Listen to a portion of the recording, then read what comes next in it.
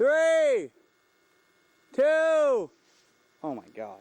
Yo, what's up? Hello, ladies and gentlemen. Welcome back to the program. The Airtime Podcast is presented by Van Shoes since 1966. There's nothing fake about it. Have something to believe in and be yourself. You know what I'm saying?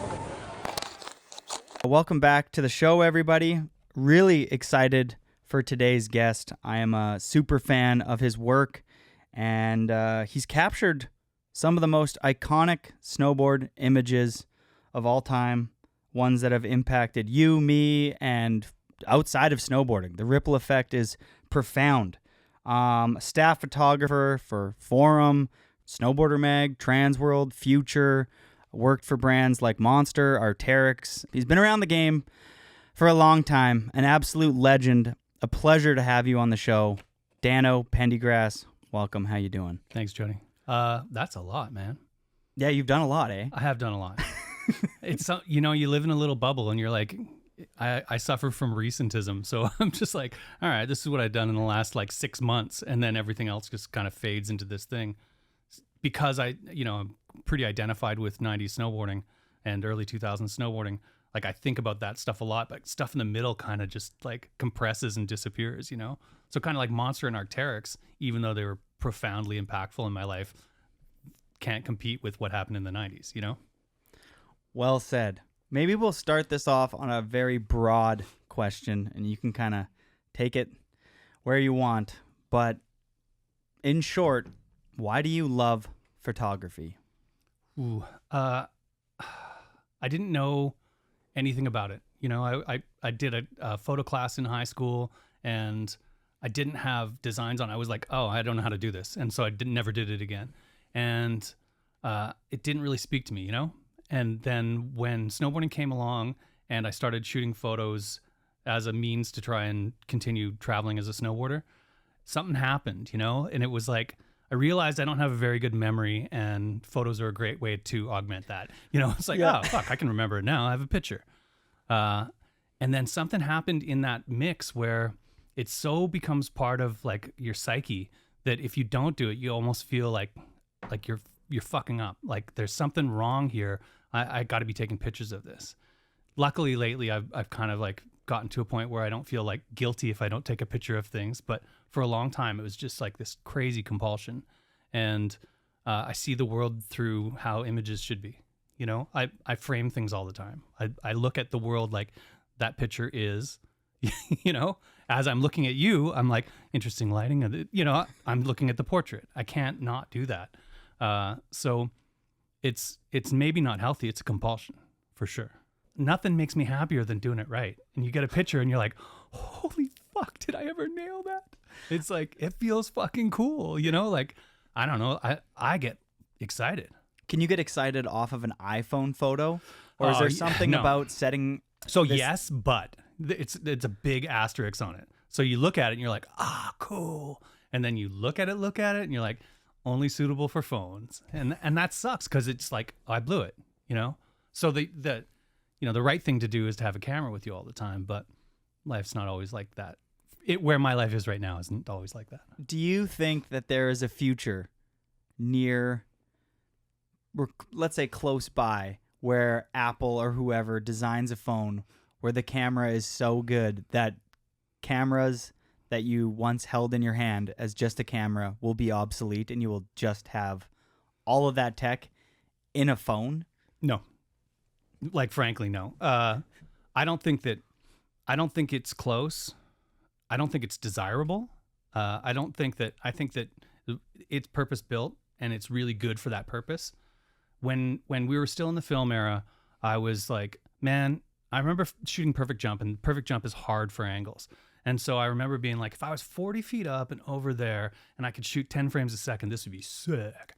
And it was a dream, because it was a big brick of metal camera and there's no possible way. It didn't take very long after digital came along to turn that into a drone that shot 50 frames, 60 frames a second at the same resolution, but those images aren't the same. It's good. It's not that good, I also think there's something to be said. Just so there's some context here. I love photography now. Mm-hmm. I get Chad Chomlack's old stuff. Cool. My uncle used to be really into photography, and he gave me all of his film cameras one year for Christmas. So I Awesome. inherited like 15 different of his film cameras and stuff. And I've settled. It's expensive though, right? Like the hobby sucks now because a roll of film. it was always expensive, by the way. Like the best thing about like getting hooked up with magazines was having a film budget. Like travel budget was cool, but film budget was better because I knew I always had film. Like I would buy bricks of Velvia or then Provia and have a fridge full of film. And if anything happened, I always had film and it wasn't going to be expensive. And I would never like hoard it to process because it was taken care of, like that was the absolute best part of it because that's the cost of entry. It's expensive. Okay, before we go down the wormhole of photography, because I have a bunch of other topics and there's more questions on obviously Hold the on, camera before you itself. go, tell me about the cameras you inherited. What did you get? Okay. Minolta's. My favorite out of the batch would be my Nikon FE2. Yep. I think it came out in like 1986 or something like It's that. aperture priority, right? Yeah. So the first photos of snowboarding I ever took were on a borrowed FE2. Warburton was riding for Burton. No, sorry. Warburton before Burton was riding for Barfoot. And he was like, I need photos. And I was like, I bet I could do that. And he's like, here's a camera. They say you got to shoot film. And I was like, okay. So I think he bought the film and processed it, a roll of Kodachrome. And we went up and I didn't know what I was doing. I was like, I think you focus and press the button. Like I literally press the button. And sometimes the meter read it right and it would be a fast shutter speed, but most of them were super blurry. But there were like enough that I guess like Barfoot was stoked or whatever, but it never became an ad or anything. But that was on the glacier in like August because we could still go up in August. Anyway, FE2. And when I first started shooting, I bought my first camera. It was a Nikon. It was an FM2. And I was like, oh, it's going to have the same problems. Like, I just didn't know. I had no idea. It is magical though. I'll meet you I'll meet you in the magical woods when you land that fucking image and you're like, no, like you get 36 frames back. I'll never forget this one roll that I got back and the entire roll came back with, I've never been able to do it again.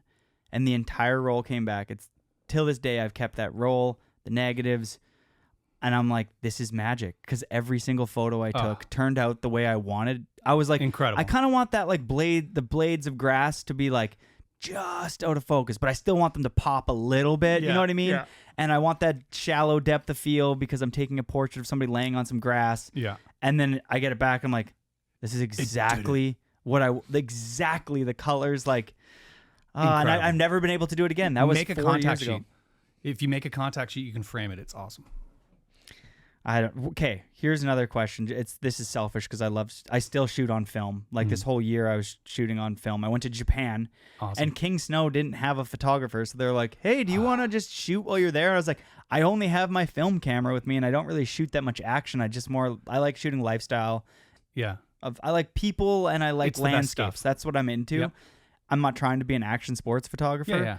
It's not for them. It's for you. Like you got to look at it that way. When you're shooting that stuff, it's like for sure there's a possibility that it'll get published and it'll support a story or it'll help a magazine. But ultimately, 10 years down the road, those are your photos and you're going to have to like them, or at least it's going to remind you of that place. Like I own every photo that I've ever taken, and that's there's a trend of companies trying to do like work for hire. So basically, you shoot the photos and they own them. That's some bullshit right there. That is a bad idea as a photographer. But I can look at every photo I've ever taken essentially and say, that takes me back to that place because that's my off-board memory, I like that they take the photo and you take the photo, they own the photo. Yeah. That's like if you painted like the Mona Lisa, but like for Nike, and then they're like, yeah, but it's ours now. And you're like, but I was the painter. And they're like, yeah, but you signed the contract. Yeah, but painting worked that way. You painted it for somebody and they owned it. And that's the interesting thing. Like, artists don't get paid down the road. So like when painters are coming up and they sell stuff for $100, then it sells like down the road when they're famous for 100,000. They don't make more money. They made $100. I've never really looked at it like that. But that's why photos are interesting because in terms of licensing, like I'll sell the same photo over and over again. And I don't license a lot of photography right now, but prints, whatever. They own the print. They don't own the photo. All right, well, switching That's gears. a copyright story. I don't want to get down that fucking road. Yeah, we're not going to go Boring. down that road. We're going to switch gears here a little bit just so people have... so I got 8 questions here. These are quick. They're just to kind of get to know you. Cool. Just before we kind of move into these... I mean, there's a lot of chapters. It's going to be impossible to touch on the whole thing. You've done so much with your life. Can I talk about my stated goal for this podcast? Yes. My stated goal is to get as many sound bites for reels as we possibly can. Okay. Give me one right now. And then this... No, I can't. It has to happen organically. We're going organic. Yeah. Okay. 8 questions to get to know you, presented by Baldface. Thanks to Jeff and everybody there for supporting the show. You guys are the best. If you haven't been to Baldface, go check it out. It's a magical place in the top of the mountain, and everybody who snowboards should go there. Truth. All right. Favorite band at the age of 18? SNFU probably. Never even heard of them. Punk? Come on. Country? Yeah. Skate punk.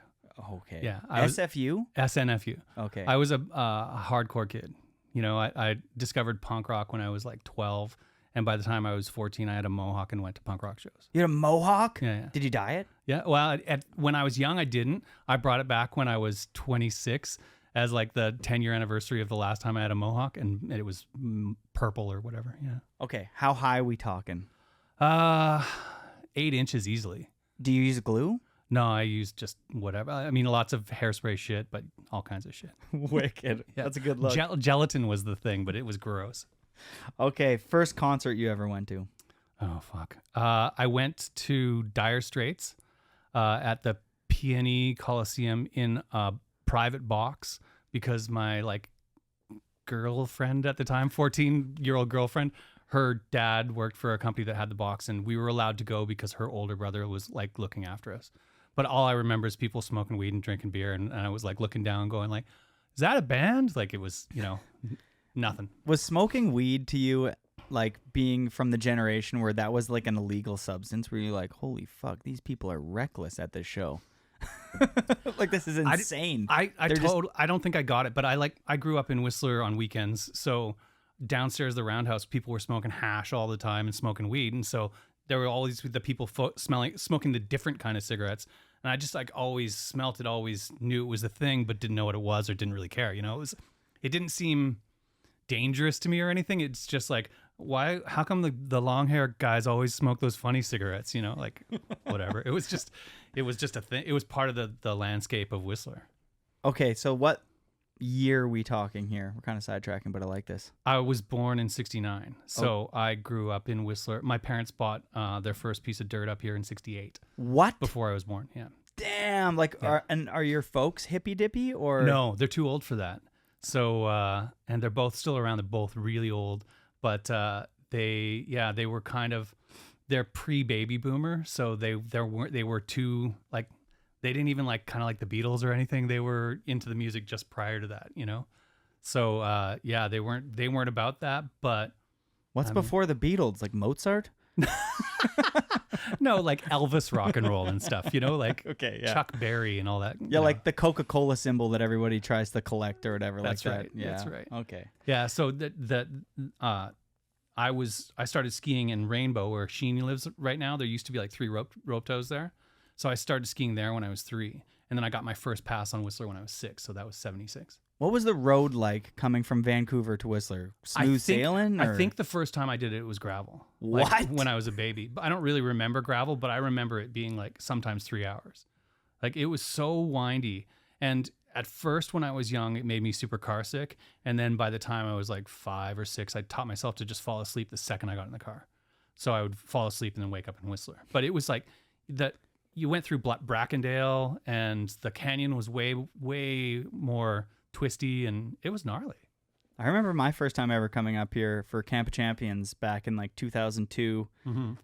Yeah, 2002, 2003. And there was just crosses the entire way up. And I was this is the scariest road I've ever been on. Totally.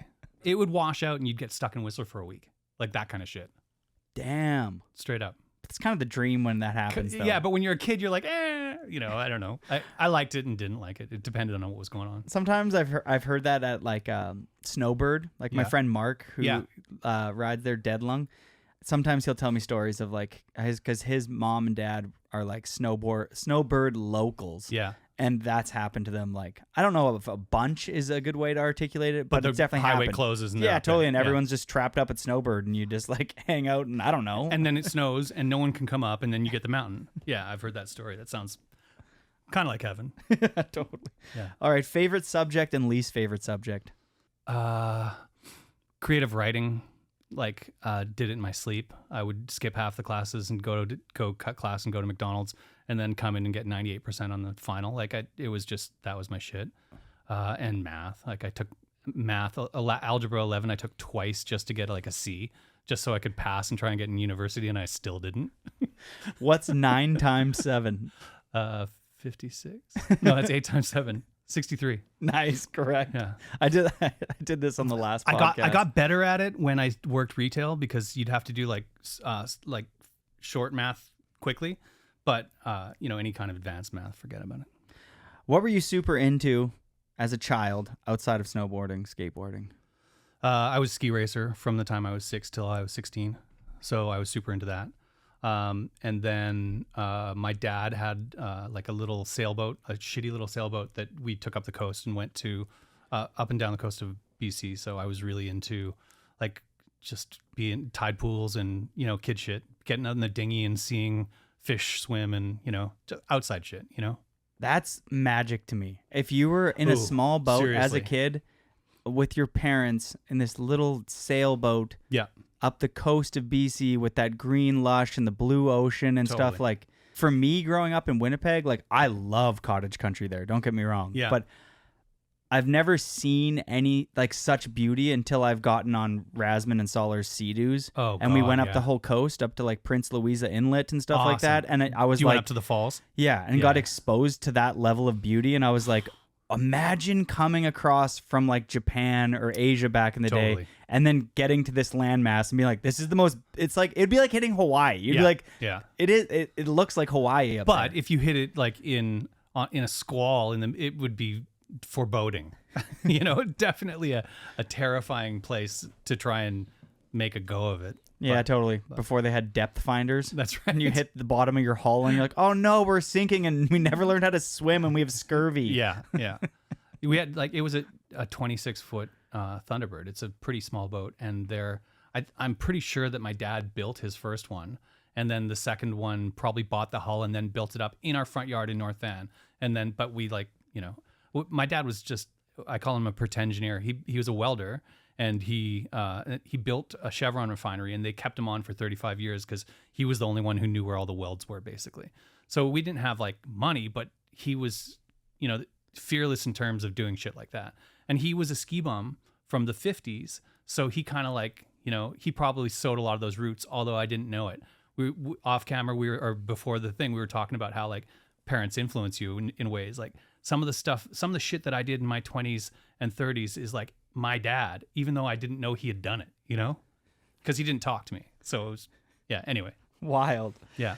Was Whistler like pretentious, rich, bougie, no. or no? Fuck no, no. It was like, it was a mission, and skiing wasn't popular in the same way. So, there was people who had to really fucking love skiing, and it took a lot to get up here. If you wanted to come up on a Friday night, and the highway's a nightmare, and the cars back then sucked, so you'd be sliding all over the highway, and you had to really want to go skiing to do it. So it was like hardcore skiers, literally diehards, because you could die coming up the road. and it would be hard.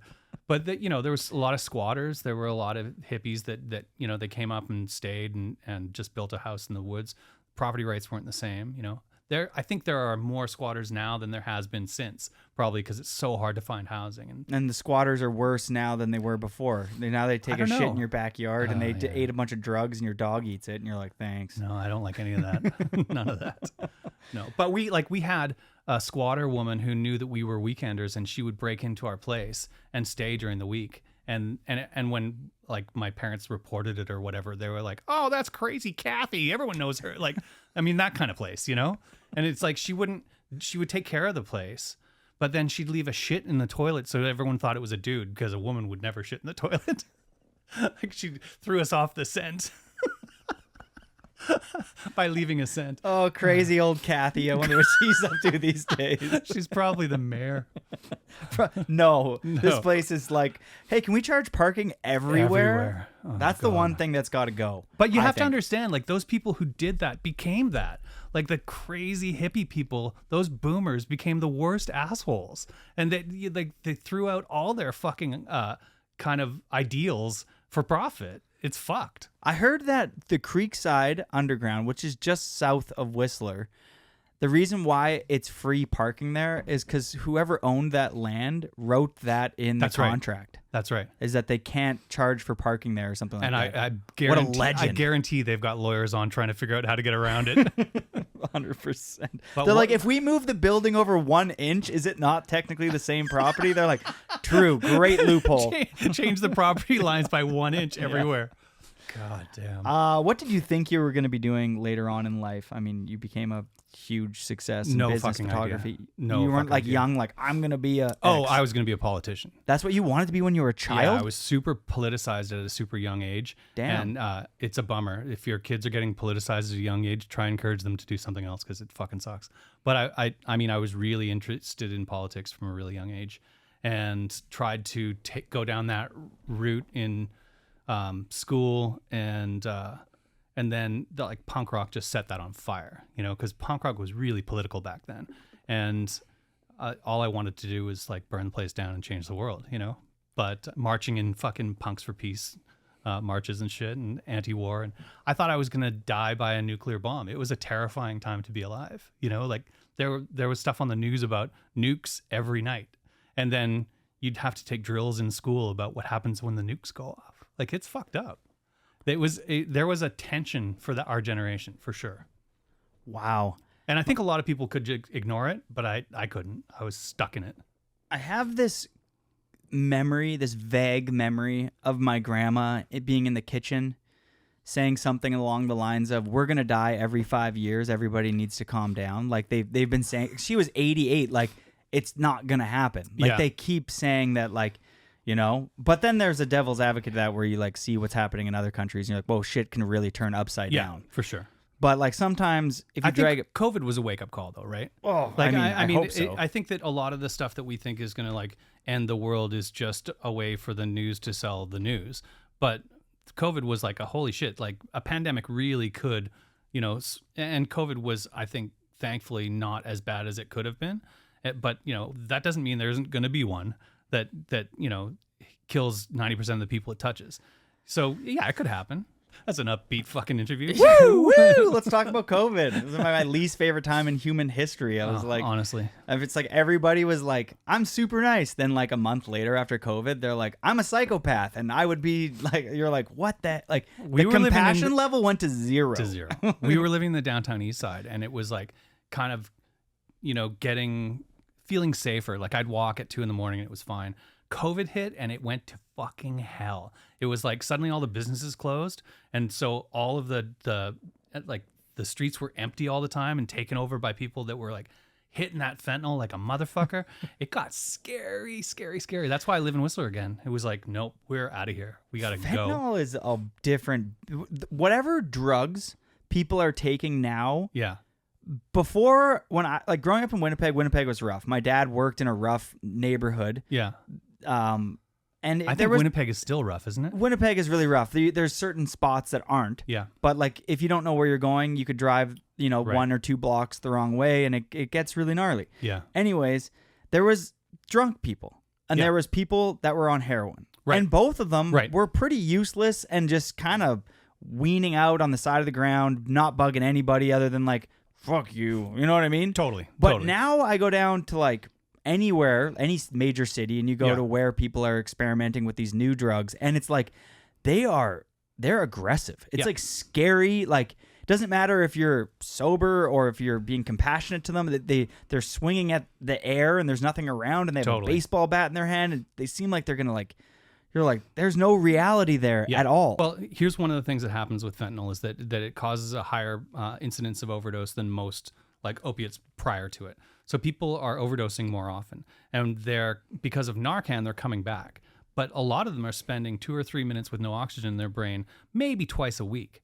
Like, think about what that's doing to brains. Like, these people are becoming like zombies. Walking Dead, man.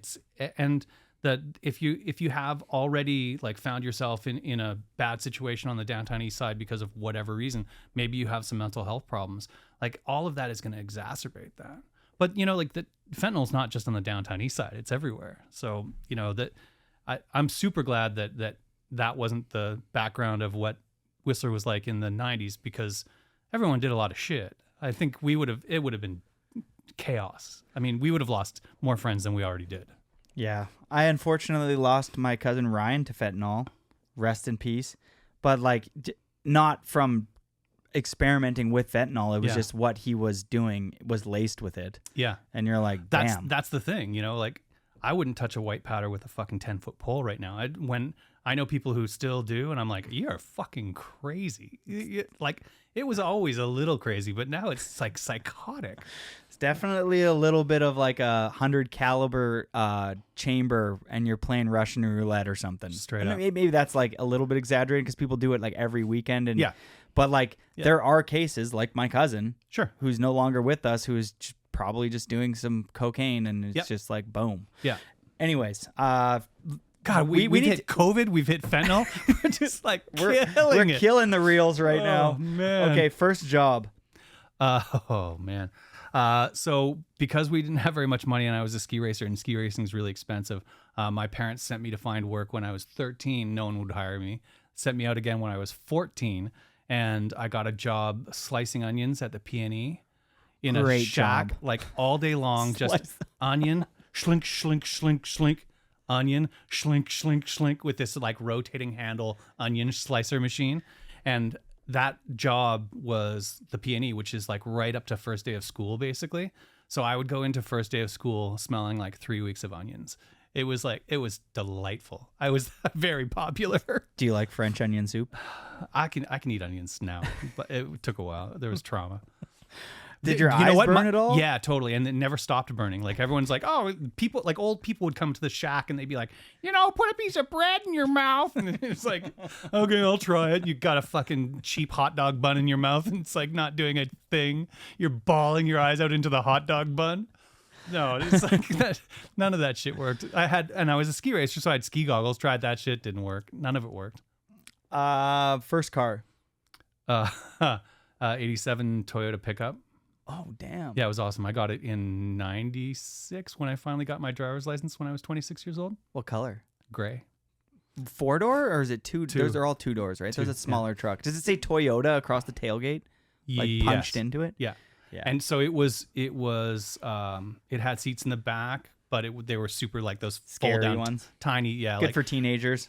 It had a seatbelt, but was it kind really? of. I can't believe they got away with that. Seriously, you're sitting sideways, like looking at the other person. You're like, and I only got it because I bought a sled, and I had to get my I living in the Whistler bubble was like easy to not have a car, so I didn't have a car and never learned to drive, and or I did learn to drive because my girlfriend in the car at the time had a car, and I had my learners for a bit and drove her car for a long time. And she's like, hey, your learners is expired, hey? I was like, yeah. She's like, maybe you shouldn't be driving my car anymore. I was like, oh. You're like, it's Whistler. The cops don't care. Totally. And then we broke up, and I was like, fuck, I'm going to need to get a car. But, we got sleds, and at that point I had to get a truck. So we're going to get into a little bit of a chapter with sledding in a little bit here. Cool. But before we get to that, first snowboard.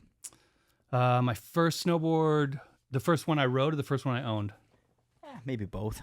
I learned on a Burton Elite 150, the black and red one. My buddy Glenn Anderson had it. So they opened the doors to snowboarders in 87, 88. And that was the year I moved up here. And so I met him through work. We were working at Blackcomb. And he was like, oh, you're a skateboarder? Me too. And he had a snowboard. I didn't. And so, by the third day of the year, I'd stolen his snowboard and gone and tried it. But it had like the metal skegs on the side that I had to take off because I'm like, what the hell is that? I knew how an edge worked on snow from having raced so much. And I knew like what P-Tex did. And I knew that having 2 pieces of metal shoved into it for hardpack was stupid. So I pulled those off. And I used his board until he was like, hey, man, maybe you should get your own board. And so Can I borrow your board? yeah. 2 years later. Right.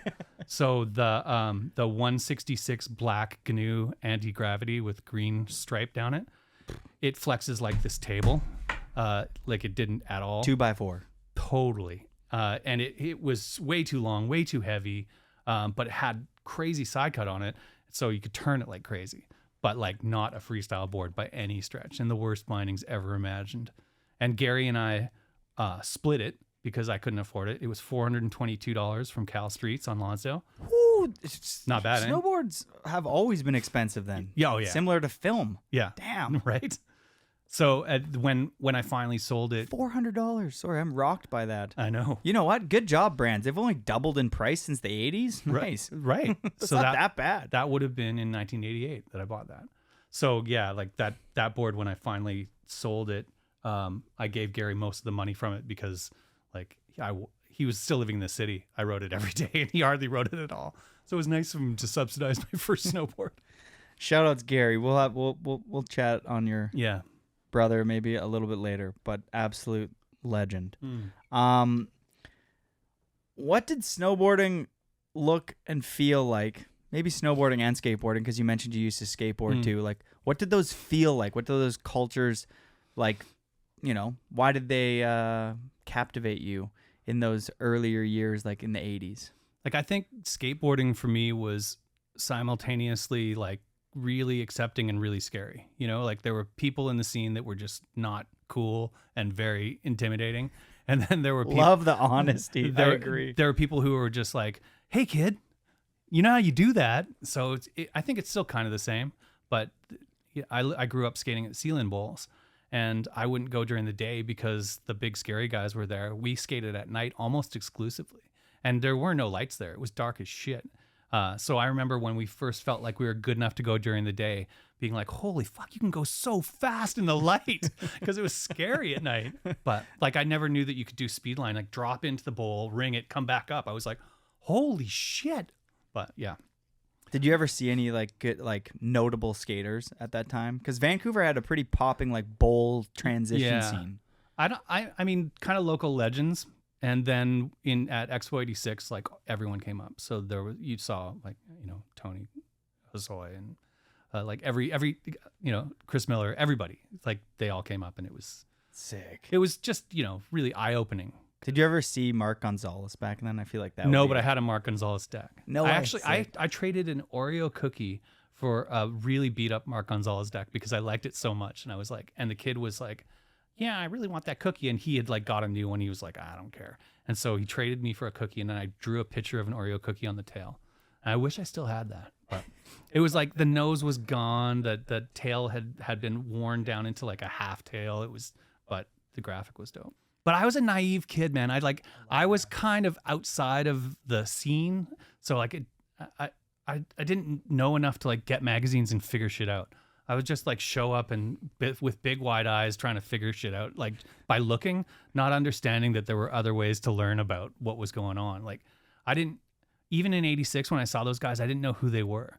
And then I remember seeing like pictures in Thrasher from that contest and being like, putting it together kind of that, oh, those guys are the good guys. And the same thing happened when snowboarding happened. Like I started snowboarding and I was like, oh, nobody does this. And then found out that there were pro snowboarders. And I was like, really? It just seems so foreign to me. You know what the coolest thing about being a young kid is that has like a really thriving local community? When you see the pros in the magazine, yeah. At one point you're like, the local all-star guy here that's not taking it serious is on the same level. Totally. That's wild. Totally. Yeah. Like that, like when you realize that the local shredder or the guy that's skating at your local park is just as good as the pros, you're like, hey, Matt, why don't you take this a bit more serious, dude? And they're just like, I don't give a shit. Not my scene. I don't like how they are. You know? I love that angle. Like Wazzy is that guy, but he kind of got into it anyways. Like he was like as good as those guys, and he was like, I don't give a fuck. And they're like, we'll give you stuff. He's like, okay, like you're gonna have to do stuff for it. No, I'm just gonna ride. You know, I fuck with that. That's like I love that shit. There's a very very small group of snowboarders that actually don't give a fuck and just snowboard. Yeah. You know what I mean? They Yeah. don't give a fuck. They're actually not trying. And then there's 95% of people try and be that. Like I look at like my friend E-Man, who's like genuinely doesn't care about the free gear, never like wore Nike boots and basically hit up the T. I'm like, yo, send me another fucking pair. And the guy was like, that's not how you write emails. He's like, I don't care. Then don't send me any ever again. Like, sweet. Like, see you later. Yeah. And I mean, legends, they could get more stuff, but whatever. They're living in their own integrity, and that's cool. You know, I absolutely think that makes scenes. You need some people who don't give a fuck. You know, it sucks when everyone gives a fuck. Look, think about I look at this and I'm part of that problem slightly because I care about what I post and I want it to be perceived well by my like hyper niche community. Yeah. But sometimes you care so much about like the follows, the likes, the comments or whatever in this modern day that you get you brainwash yourself and you forget that who cares if everybody likes something? When you were in high school, the people that liked all of the boring generic shit weren't the people that like moved the needle in trend and culture and style and stuff like that. Like they were the followers. boring exactly. Yeah. Like the dope they people. Were following us. Yeah. And I say us because we created that culture, you know, and like, by the way, what have you fucking done with my culture? You guys have fucked it up. Let's fix this shit. Okay. That was amazing. And I respect you for it. I'm trying to not fuck it up. That's why we have you on the show. So why are we fucking it up? Where are we steering the ship? No, you tell me. Why are you fucking it up? I think that social media made it.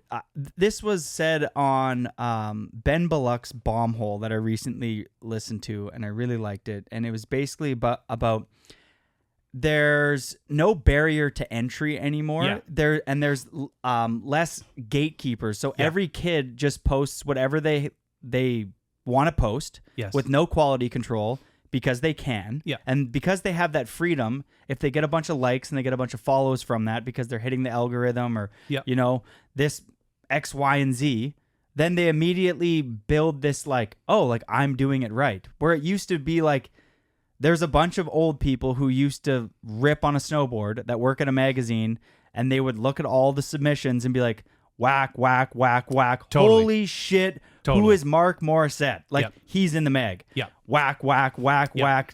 Noah Slasnick. Who's this kid? He's in the magazine. Yeah. Brushy, whatever. And there's quality control, 100%. but now there's none. Yeah. And because there's none, it's like our whole culture is just kind of like milky now. For sure. And I'm guilty of it because I used to be a shithead and a shit disturber. And I have pared off all the rough edges to, you know, not offend people. I remember like writing a post that was just kind of like fucking one-off, like, that park edits ruined snowboarding. And people were like, dude, why are you hating so much? You know, like people got seriously like upset that and I'm like, I'm just throwing it out there. Come on, let's have a conversation about this shit. You know, and maybe the conversation just is like, I don't want to offend anyone. And that's cool, man. If you don't want to offend anyone, that's cool. You maybe shouldn't be the fucking spokesperson then. Like people who aren't afraid of offending should be at the top of the pile. And, you know, money made that happen. Because when there was nothing to lose, then who cares what anyone says? That's why I think snowboarding right now is potentially in the best place it's been in years. Because it's really hard to make it. So fucking do something interesting. Like, who cares? You're not going to like win by getting more likes. You're going to be a legend by saying something fucking crazy. Or not saying, doing. And it's like, it's hard to raise the bar, right? And we're going into weird places with like some freestyle skiing places with spins and twists that, you know, I'm not really backing. I know how that story ends and it doesn't end well. Follow skateboarding. Skateboarding has always been the answer. It has interesting ways of adapting to whatever. And it goes through ups and downs, but there's always something interesting going on. And I think right now, because everyone's so broke in snowboarding, or a lot of people are, there's places to be controversial. Try something different. Do it a different way. Just don't follow the algorithm. You know, like there are ways to get there, and do something legendary. I feel like so many people are either following the algorithm or they're just trying to redo what you guys did with like Agreed. Whiskey, 100%. The Wildcats. They're just like, we're just going to redo being like a badass. And even you're in the Wildcats era, we called them Whiskey Light, you know, because they were redoing what Whiskey did. but without the like really kind of, awful shit. They weren't awful. They were having way more fun. But and now you look back at it and it seems wilder, but it even, it's a progression, right? And I'm not saying everyone should go out and get drunk. That story's been written. Whiskey was perfect for its time. Craig Kelly was perfect for his time. The 4M8 were perfect for their time. What's perfect for this time? There's a way to disrupt all this shit. There's a way to change the fucking game so that everyone plays your game. And right now, everyone is playing somebody else's game. It's like I'm in the middle of playing somebody else's game right now because we're going to try and say controversial shit so that fucking algorithms will, I feel like post it. Or like, so you mentioned like the Forum 8 there, and the Forum 8, to me, one of the best teams in action sports history, without a doubt, definitely like iconic. But to play devil's advocate a little bit there, it's like they took the shorties kind of like skateboard marketing and brought it to snowboarding. But what did they do that was different? I don't know. What they did that was different was they marketed like motherfuckers, but they were right at time of DVDs. They took that model, and shorties was still, there's a lot of VHSs of the Young Brown Walsh. There's less DVDs, right? It was the timing. They saw what was going on and they fucking jumped on it.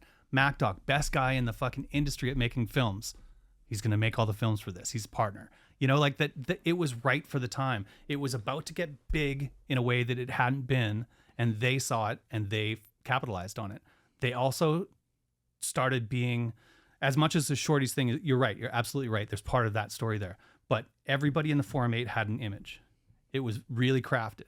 It was not as arbitrary as you think. It wasn't like as honest as you think.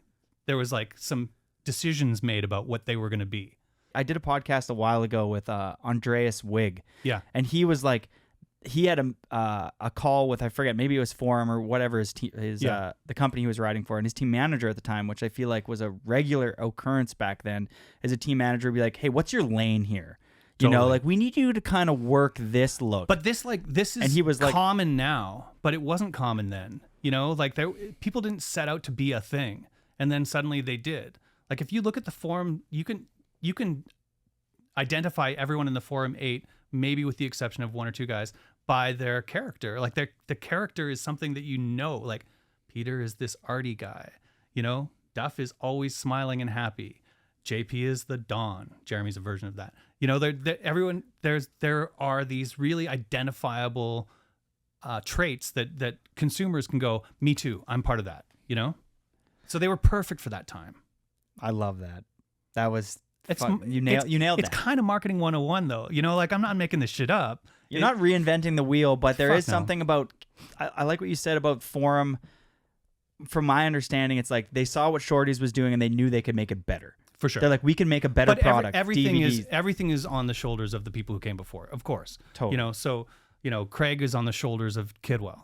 So if you go that far back, that there's always somebody building on what happened before. So Shorties was a great experiment, but like everybody, like at the time it was Dev, Kev, and Browner, right, and Dion, but none of those guys had a really like a personality. Like they were great guys, but they weren't like the hip hop guy. They weren't identified as the artist. Like they were just good snowboarders. I feel like Cale Stevens really brought that home. He had the personality. You know what I mean? Like you meet that guy, and it's like, I don't know, with like. I always talk about that. I don't think that Cale's personality translated to the public as much. I mean, I don't think that people realize how much of a character he is. Maybe it's because of later years, because of Mikey's videos, 8 Mile. Yeah. That really did a good job of that. I agree. Like showing like Mikey filming Cale eat his lunch, and he has like 25 different things in his lunch kit. Jeez. Totally. You're like, this is amazing. Yeah. I think a lot of people, most people, would recognize you, Dano, as a big name photographer who shot some of the most iconic imagery in snowboarding. But I think not a lot of people know that you were a boarder before. Yeah. With I spoke to Kevin Sanson before this, and he said maybe one of the coolest transitions from being a snowboarder who was sponsored into the passion project of like I'm gonna pick up a camera like Yeah. most pros, but then actually making like a 20-year career out of it. Yeah, I don't think anyone had done it at that point, so it seems like groundbreaking, but it wasn't groundbreaking for me. It was just like, I want to keep doing this thing that I'm doing. You know, at the time, I had been lucky enough to be on magazine trips as a rider and gotten a whole bunch of coverage. I never got a cover, but you know, spreads, contents pages. Damn. And you know, and I'm like, oh, sick. I'm kind of going here, but also kind of knew that the reason was because I understood what the camera was doing just kind of innately.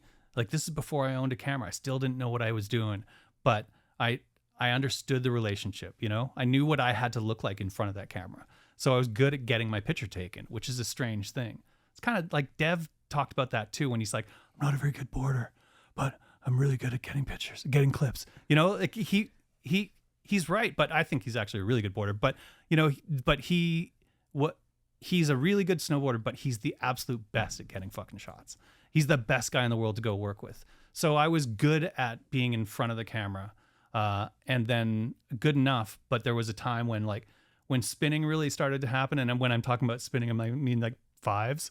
When people started doing fives, I was like, if I go more than once around, it's hard. It's like, I still want to go on these trips though, you know? So I bought a camera, but like I had been to Japan on somebody else's dime, and that's like, to a 19-year-old, that's like gold. I was going to go back to college. I'm like, my gap year was over. I'm going back to school, blah, blah, blah. And I got the call, like, do you want to go to Japan? I was like, yeah, I totally want to go to Japan. And I was, you know, there was a contest and it was fun, and Jimmy Scott and Mike Estes and, you know, the whole Snowboard Shop crew and Schwarty and it was fun. And I met JP Martin at that contest, but like I knew that was it for me. Like I that's as high as I'm going to get. I mean, that as a rider, that I'm not going to win that contest. I'm not going to podium that contest. I'm along because I'm kind of the fun guy and I can come along, but you know, this ain't lasting. But going to Japan as a 19-year-old on somebody else's dime makes you go, I want more of this. It's crack. You know, I want more of this travel around on somebody else's money shit. This is fun. Like, So- you wanted to do what you had to do and be creative to stay Totally. in the industry, because being a part of this community, finding like your tribe, it sounds so shitty. I hate saying that. I would never say tribe, but yeah. As soon as I said that, Crew's fine. As soon as I said that, I was like, I gotta go. I found my people. But I mean, I came from like our generation is very different than millennials and Gen Zs. Gen X kids were latchkey kids. We were kind of, we raised ourselves. Our parents typically were off doing shit for themselves, and we just took care of ourselves. So we had this weird sort of family dynamic, a lot of us. And a lot of us had fucked up families. So when we all glommed together, it was like, oh, we're the same, just like me. You know, like that. You meet these people and you're like, oh, you no wonder we ended up here. We're family, you know? And that family trusted each other more, talked more, like, and shared more. And it was like, yeah, this is this is my family now. So there is no kind of go back to school at this point, because this is my people and this is my future.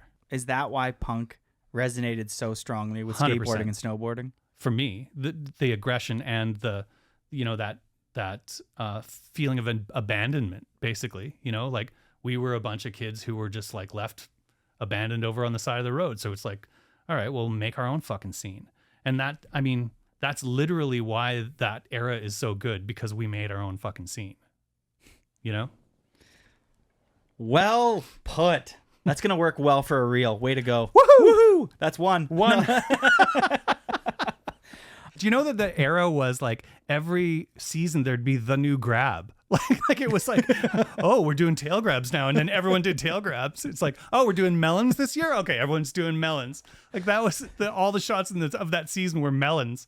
And it was weird because Craig was like kind of, his style was a little older schoolish, I would say. And so some of those new tricks came out and he just looked weird doing it. You're like, no, just be Craig. Yeah, be Craig, you know? Maybe speak to, though, getting out of your comfort zone so you can actually capitalize on the unknown and opening that door, even though you don't even know what the hell's behind it. But you're like, I'll pick up this camera because I want to stay in the club. It was, there was a really defined moment when I had to like make a decision about the future, because when you're young, people are always like, what are you going to do in the future? And for me, there was a time where I realized that, or at least I thought, this snowboarding thing is super fun, but it's never going to make any money, but I'm all in. And so I made a decision like, okay, well, my life is going to be different. It's not going to be like the go back to school, be a lawyer. My life is going to be something different. And at that point, there were less of those lives. It was weirder to do. It was not usual for somebody to go and like, I'm going to be an influencer, like that like every kid's dream right now. That didn't exist. So when I decided that, I was like, all right, so if I'm not going to make money, then what am I going to get out of this? And it was a conscious decision that I'm going to have a fucking interesting life. And interesting was the only goal. So your comfort zone changes because what's interesting, right? Interesting is scary typically. Like interesting isn't just like, oh, I appreciate things. Interesting is like, holy shit, what just happened?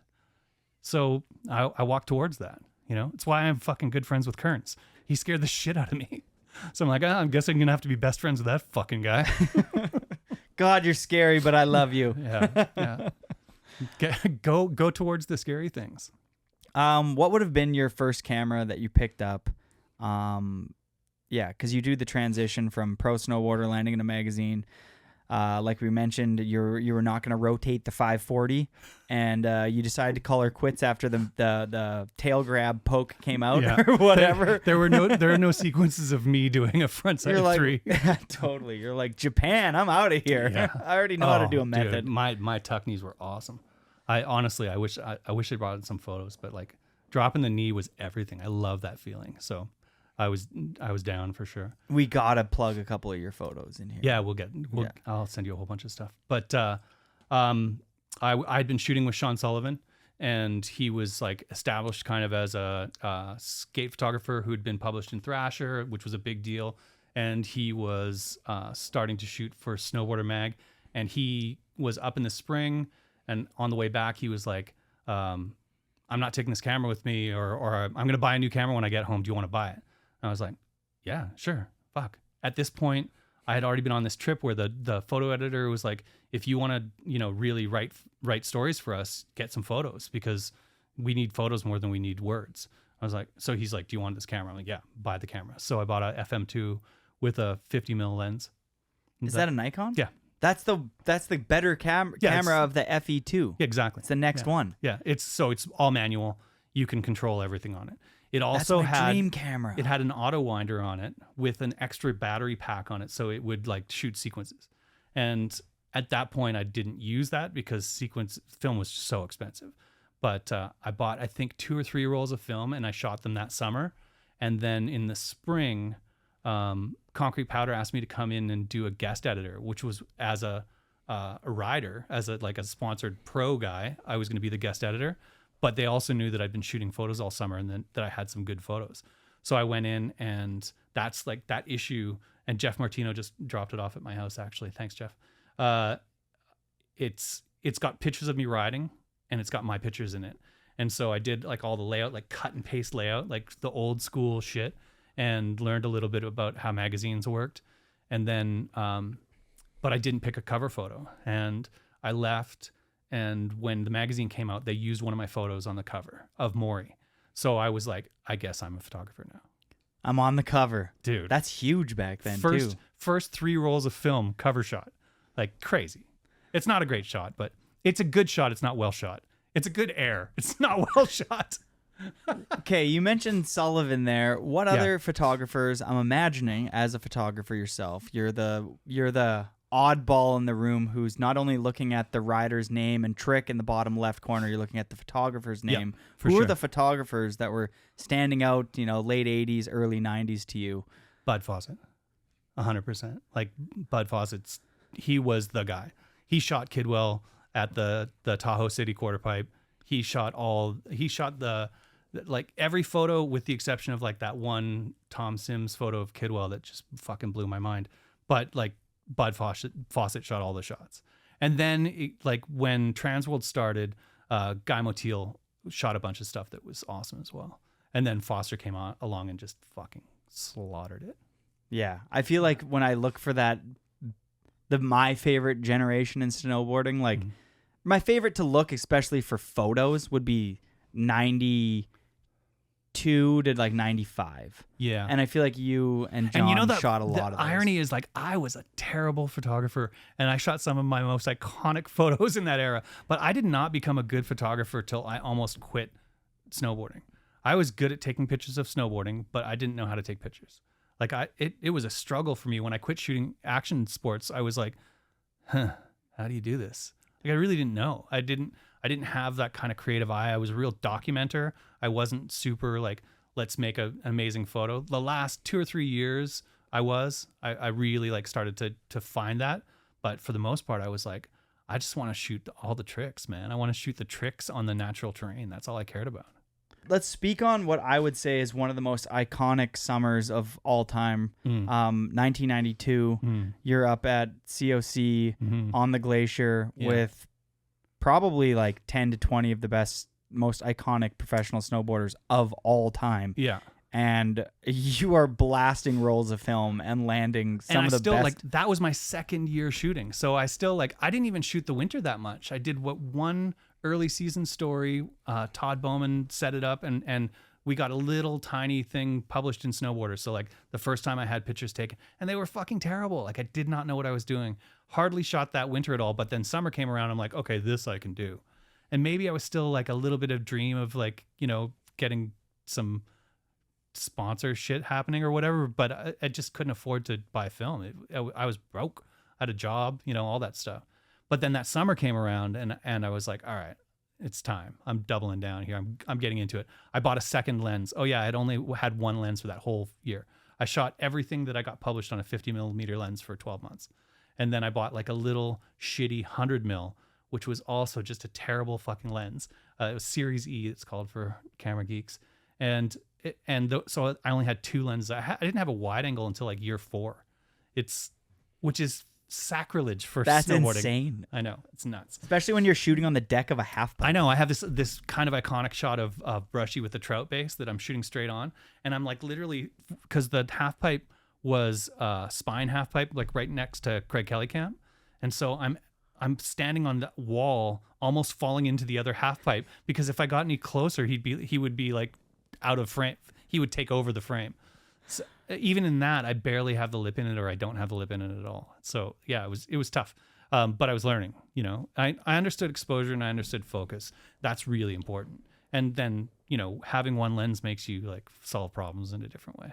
That summer, the following year, Fall Line Films would have been the Riders on the Storm. Right. And that's where all that footage is. And if you watch Riders on the Storm, there's a segment that's up at COC Glacier. Yeah. And all of the photos that you have, there's the exact video version of all of those photos. So maybe it's super weird though, because I'm like, there's some stuff that I don't have a shot of. I'm like, where was I on that one, man? Like, that's epic. Like Sully's classic Jamie method. I'm like, where was I on that fucking thing? That's perfect. And you see the shot, and it's not a big error. You know, it's a perfect method, but it's like, you know, whatever. And most of that stuff wasn't massive because the pipe wasn't very good. But yeah, like, I see those shots and I'm like, it's amazing we got the shots that we did out of that stuff. But that session was huge. But that summer, the thing that stands out to me isn't that session as much, is there was like this ongoing competition, and Terrier was the new kid in town, and Brushy was a little more established, and he was badass. Terrier didn't have a model yet, but Brushy did. He had the trout, and Boyer had his model, and Boyer was at their level. Like, he gets passed over in history. It's really unfortunate because he was fucking good. And they were matching runs. Like, the three of them would go down and like do the same run and like compete with each other. Like, I just went higher than you on that thing. And if somebody did something new, somebody'd be like, I'm going to do that thing too. And like, it was unspoken, but it was obvious to everyone watching. These guys are competing right now. Like, every day. It was nuts. And that's why the level was so high. I mean, you think about that list of riders, you have like Palmer up there, Terrier, Jamie. So Palmer didn't live there though, right? Like, Palmer came and did that shoot, and that was my first American cover, by the way, that 1 foot on Snowboarder Mag. But Palmer and Slasnik, like Slaz was there for a really short period of time. Sully told me the other day that he doesn't have a single picture of Slasnik from that whole session. So weird. I don't know what happened there. And Jamie was there, but not. I have a couple shots, not a ton. The But- rail shots and stuff. Yeah, Like that lip slide and stuff. From that, he was there for that session fully, but that summer was more than just that session. The COC pipe was where it went off. The Fall Line Films pipe, or Sully's Gully as they call it, it was never done. Like they'd build a wall halfway down, and then they'd go to the other wall, and by the time they'd finish it, that other wall had gone to shit. So they'd do that one, and it was never a complete half pipe. It was at best 3 hits. So it just didn't get finished. Which is fine for filming, one hitters, but the other pipe was good all the time because they worked on it every day. So that good runs were going down. Let's go 1992, that summer. There's a ton of riders that I didn't mention in there. Like I'm sure Johnson and Kearns and Hetzel Totally. and all these other people that were riding that pipe as Maury well. was killing. And- KY was killing. Oh yeah, Kevin Young shots there were Yeah. super sick. Maybe best style during that summer that you recall. I mean, Brushy's style was so hard to fuck with. It was so good. But I think I remember the stuff that everyone doesn't talk about more. So I remember Noah Brandon blowing my mind on that really heavy Morrow spoon nose, but like super, super perfect methods, and it's just a really, really good rider. And Boyer, like just incredible style. He kind of had the same like kind of the way he was buttery and stuff like that. He kind of Totally. seemed like I don't want to say like Chris Roche and Mike Rankwit, but the kind of you know what I mean. He was definitely from that school. Yeah. Like all his boards, the Jeff McFetrich graphics. He was like really trying to embrace the skate scene without putting like actual trucks on the base yeah, board. totally. But like, he was like, this is what skate graphics look like. This is how it should look. And he really came from that school. He was a good skater too. Okay, who went the biggest that summer that you remember? Oh, and that's why they competed, right? So between Brushy and Terry. Although like Palmer still was just like fucking pure power guy. So Palmer would come and like do 2 hits, and one of them would be 12 feet high when everyone else was going 9. Like he would have that one hit. You're like, oh Jesus, and he kind of didn't give a fuck if he grabbed it or not. Like he would try, but if he didn't, he'd just be like, "Gah," just tweak, shifty, whatever. Like it wouldn't matter to him. He was just like, yeah, I just went huge. It's like, Okay, who took it the most serious on the glacier and who was having like the most fun but was still killing it? It's a really good question. I can't get inside their heads, so I don't know. Okay. But it's it's a good question in general. Like who's having the most fun? I love who's the funniest and who's having the most fun. Who do you remember? Like maybe not I that remember the exact whole session. thing being kind of funny. Like I think Craig was really serious. Like Craig was training all the time. He wasn't riding, he was training. And so there was like, I think that his whole camp had an aspect of that feeling of like training, and the Camping Champions was kind of more fun. Nice, that's cool. But again, that's just my story. That's how I saw it. Yeah. Okay, who had the best tweaks back then? God, Noah was a good tweaker. Noah Slasnik was a good tweaker. Most progressive. Chris Nichols. Yes! Shout out Chris Nix. Dude, I'm going to always be the guy who tells you that Nix was underrated, that he was ahead of the curve on everything. And, he definitely succumbed to injuries, and he didn't ever really capture the imagination of the American press, which is tough because it's hard to make a go if you don't have like some champion down there. And he was riding for like Powder Stick and stuff, which are companies that, who you ride for matters for sure. And so he was having it tough, but like he was always doing shit that I was like, what?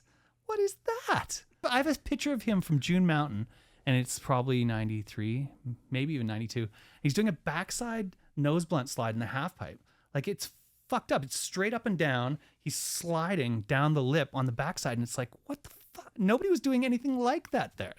It was, lip tricks were a different thing. And it was before the kind of super skate revolution really took over. So, yeah, ahead of the game. Yeah. For me, like when I see those old photos of Nix, like the 50-50 on the handrail, I've heard him talk about, not him, but I think it was Kale and Browner talking about that him 50-50 inventing the is rodeo. 91. He did invent the rodeo. Like that upside down spin style, like one version of it anyways.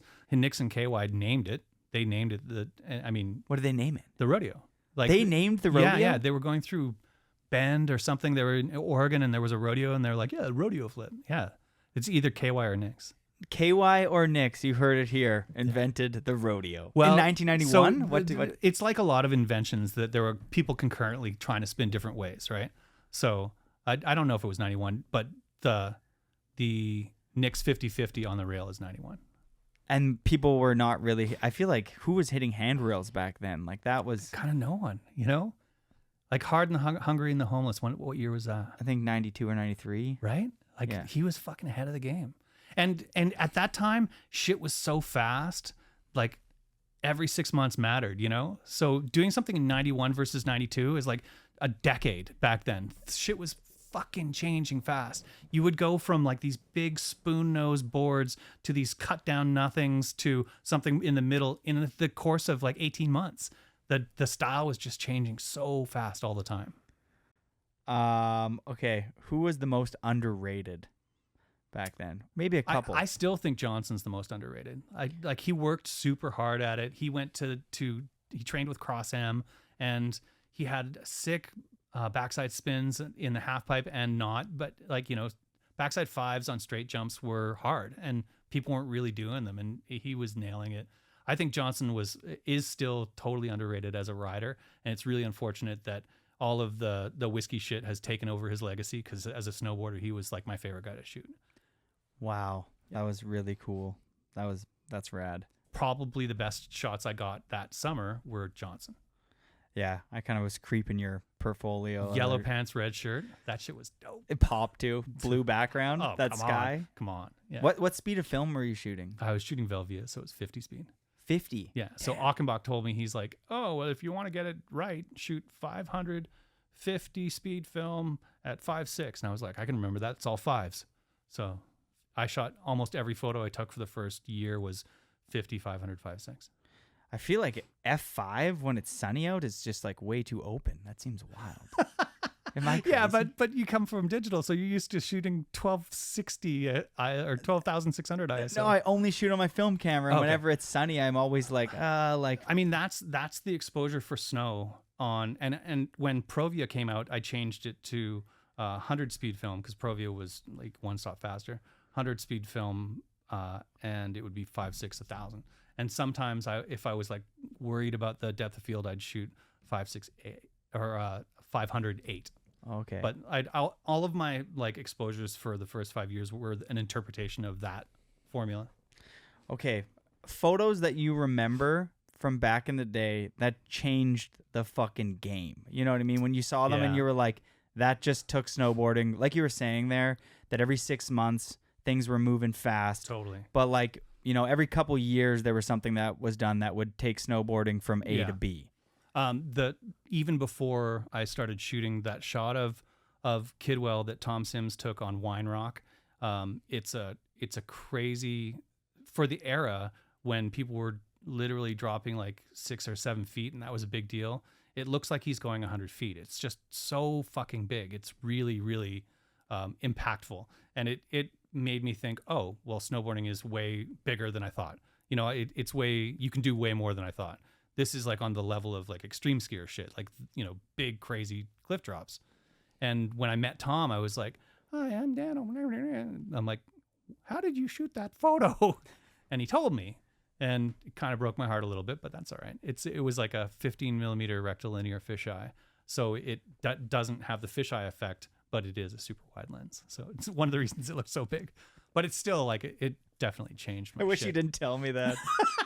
Because I've always it doesn't looked at make that. it not a dope photo. It's incredible. So is Doug's photo a No, that's fish too? No, that's like, it might be a 24 or something, but it's not a fisheye. It's wide, but it's not. That is real. He went huge. That thing's just messed up. And I wasn't there because I had to work the shop that day because he was the shop manager. So he got to go, you know, take the photos and I had to work. That photo is a standout from Yeah, the it's early unreal. days here. You're like, Unreal. what the hell? People came in and he was like, he fucked up his sternum a little bit when like the landing was pretty terrible, but he was fine. Like honestly, like 2-day recovery, people are like, that guy died. No, he didn't. But he came back in and everyone was just like shaking their heads like, holy shit, that was a day. I had much FOMO that day. Any other standout? I mean, a lot. a lot. Kind of mostly Kidwell stuff. Kidwell really had style that other people didn't have at a time. There were people were starting to look less dorky and more like, I really liked Damien's power, but I didn't like his style. It was super, nose grab mute and arch your back shit. But then, like, I remember a shot of Sean Goulart doing a slob, and it was just super tweaked and like sweeping out over the deck. And I never met that guy. I heard he passed away, but that photo always stuck in my head. It was like, holy shit. Like, anybody who from that era will be like, I know that shot. Because it was just one of those, like, it defined how you wanted to do frontside stale-fishes, frontside crails, like, and it that really like perfect, and it's obviously comes from skateboarding. Totally. Yeah. When I think of like what I imagine is a much later chapter is when you see someone like Ingmar, that method. Sure. That, like, you're like, I mean, wait, we can go that big on like hips. Like, what? And the best part about so that much was higher than anybody else. And at there the was time. video, so it wasn't like, oh, that's tricks. There was like, first of all, there were 5 angles of it on covers, so you're like, okay, he really went that big. And then there was video, and you watch it, and you're like, oh shit. It was even as he lands and holds his head, you're like, oh, he knows. he knows that you're not supposed to go that big, and he just did. That was, yeah. I mean, there are points when the whole game changed. Johan's big speed line in Alaska, like, he changed how people rode big mountains forever. Big time. Yeah. Actually, that's kind of an interesting chapter. You went to Alaska. You've shot people like who in Alaska, and I who only are did a some couple stands out trips. flowy ones that you're like, oh, I liked shooting them out there. I went to AK on 3 occasions and only had one good trip. I got iced out one time, I got fogged out one time, and then I had a good trip with Slasnik, Kevin Jones, and Johan with Standard in Skagway. And that was Sick. And Kevin was, speaking of underrated, when is somebody going to make a documentary on Kevin Jones? That motherfucker was so good. So fucking good. So he was there, and he hardly rode because he had his shots for the year already. He was like done and dusted. So it was mostly like Slasnik and Johan, which was amazing. But there was, at the same time, the TGR guys were there with Jeremy Jones, Big Mountain Jeremy Jones. And nobody had opened up Skagway yet. So it was weird that there were like 2 crews at the same time. And I didn't shoot with Jeremy, obviously. He was with the other crew. But and I was like undergunned with glass. I had no idea it was going to be, some of the distances were so far away. And I think that's why a lot of that footage never showed up, because even for film, it was just like fly on the wall, way far away. But great riding, super. And one of my favorite moments ever, I got to the top of a thing, and we were doing a fun run, and we're on the top of this peak that no one had ever landed on before. And I'm standing with Johan, and I'm like, okay, go ahead. And he's like, no, man, I get all the first tracks. You take this one. Just like, fuck. Johan just gave me a first descent in Alaska. Holy shit. I mean, I was like, I can cash out now. I'm good. In short, you kind of went over Kevin Jones there. Yeah. But maybe that trio, their personalities, I mean, especially Noah's, Noah's like a really diligent worker. You know what I mean? Like, and one of the things that happens when you're in my position is that you go on these trips with people when they're at their most focused, and when they're at their most, like, when the heat is on, God, did I just do an 80s song reference? The heat is on. But, so you definitely, you see them at a part of their personality that's typically not that wild. That's why whiskey was such an anomaly, because you'd go on trips and it didn't matter if you shot, because you just get drunk and you're still shooting. But, my experience with Noah was that he was just super focused on the thing. There was a lot of conversation about what was going to happen the next day. And, we definitely hung out off the hill as well a few times, but most of my experience with him was not the fun, like, party Noah. It was like really like into what was going on. Clocked in. Yep. And I think that was probably the case with most of the guys that I hung out with. That's why, like, long stretches with a crew, like during the Forum years, it was largely the same guys over and over again. It made such a different kind of bond, because, like, you'd work with Devin every single day. You get to know, like, there's a level of trust that gets really, really high. Yeah. And when it's people that you're working with for the first time, they don't know you, you don't know them. You know, like if you just get thrown in a heli with guys and they're that good, they don't know if you're going to get the shot or not. And they won't find out, you know, until it's published.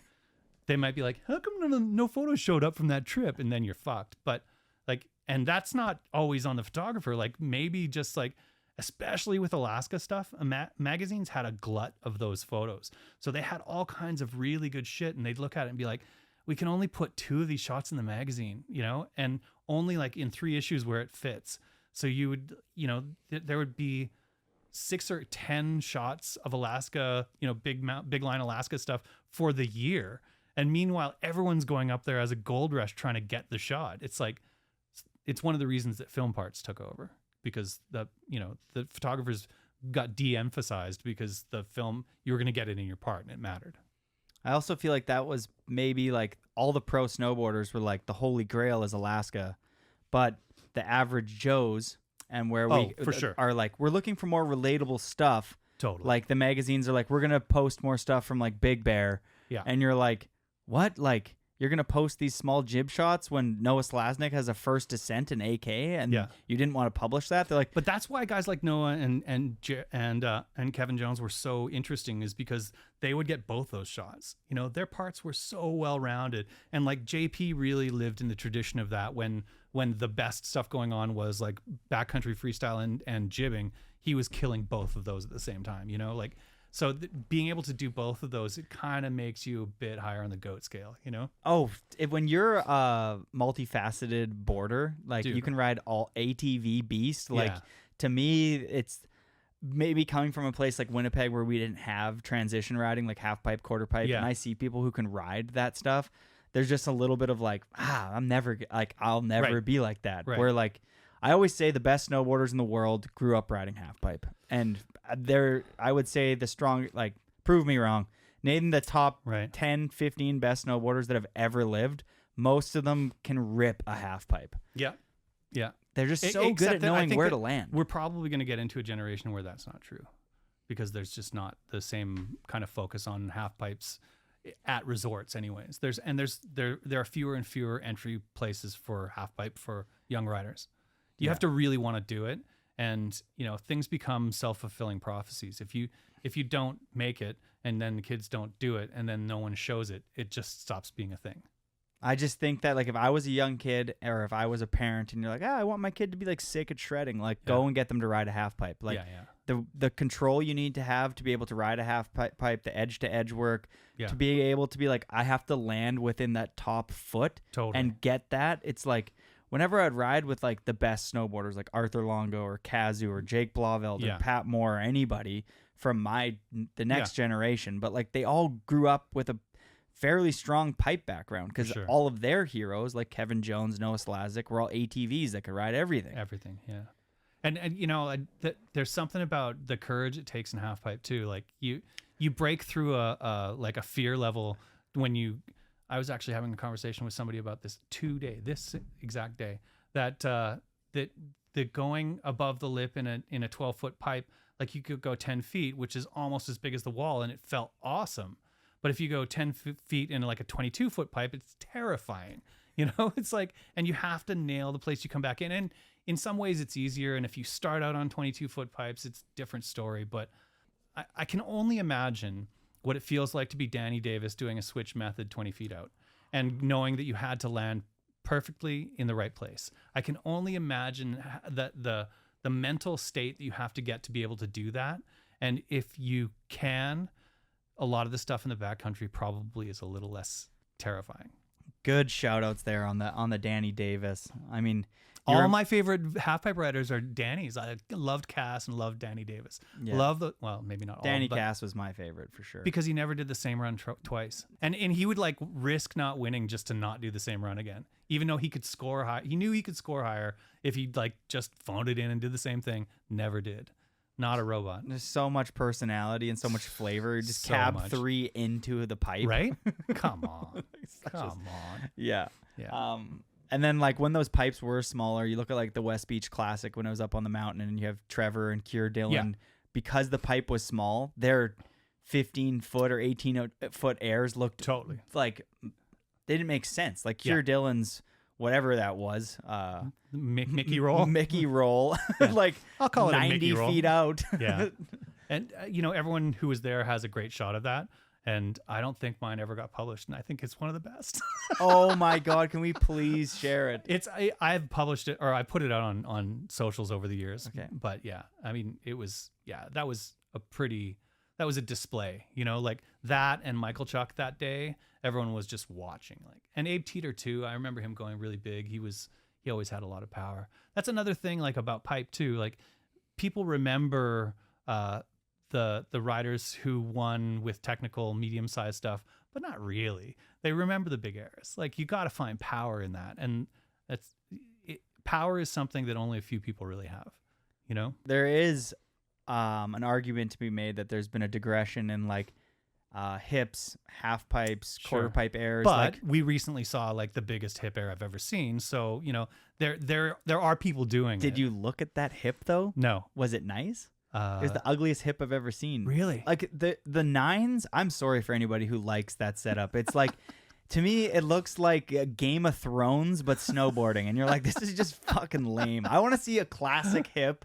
Yeah. The following week, Nitro had a team trip, and they went and hit a hip, and there was no logos, no Gatorade bottles and stuff like that. Thank God. And a whole group of them went absolutely ham on this hip. Awesome. What Japanese homie did a huge air to fakie, and then Judd Hanks did a alley-oop back five or whatever it's called, and I was like, okay, snowboarding's heading in a good direction. Checks out. We're good. Awesome. Air to fakie, best thing ever. This is the thing too, and this is why skateboarding is always the model we should follow, is that when things get too twisty and flippy and too dumb, there's always somebody who's gonna show it up with power. People are not gonna give that much of a shit. A very, very small audience cares about a 1440. Very small audience, and a lot of people will look at a 22-foot method and go oh shit, it's impactful. You can't not be impressed by it. I agree. I'd rather see a huge Dano method any day of the week rather than a switchback side 16 Taipan. Yeah. I don't discourage those people from doing it, because I think progression is really important. I just think that this one-dimensional idea of what progression is the death of the sport. And you can see countless sports that have gone down this road and become irrelevant because of it. And I would say freestyle aerials is a great example. They did four flips and twists and then couldn't really go anymore. And then what? How do you win a contest? Well, I did the trick. I did the 4 flips and twists. That's it.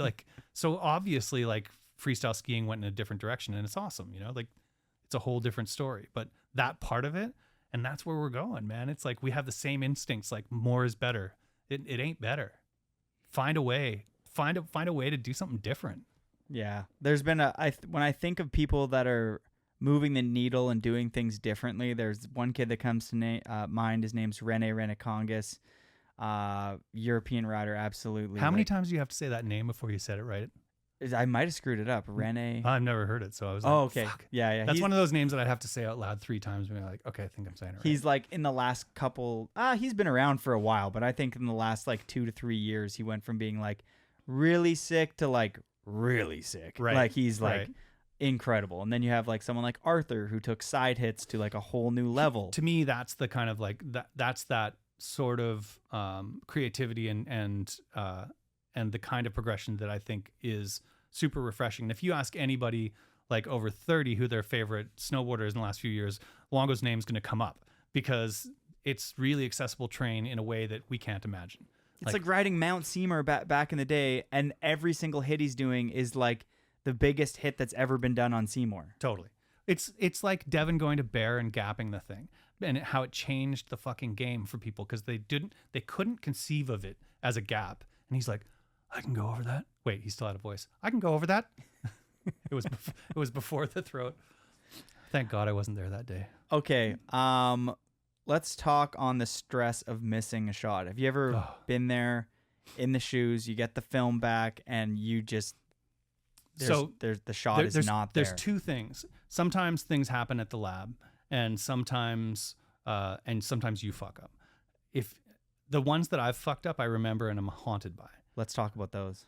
I had a sequence of Browner doing a backside 7 on a step down, and it was one of the best ones he'd ever done. And before something was going on, whatever, I grabbed spare camera instead of main camera or whatever. I pulled it up, I started shooting, and I was at frame 34 and went click, click, and it was over. And I missed it. Like, that's a me thing. That is a lack hurt? of... Oh my God. Like I said, it haunts me. I have woken up in the middle of the night going, fuck. You know, that shit sticks with you for sure. Did you just tell him like, oh, well, see straight up right away? Like, I mean, you can't hide that stuff. But I mean, he did another one, wasn't as good, but you know, but not. It's still like, to me, the only job is to never fuck up. Seems pretty easy. The only job is to never fuck up. Just do that for 15 years. Never fuck up for 15 years. Fuck.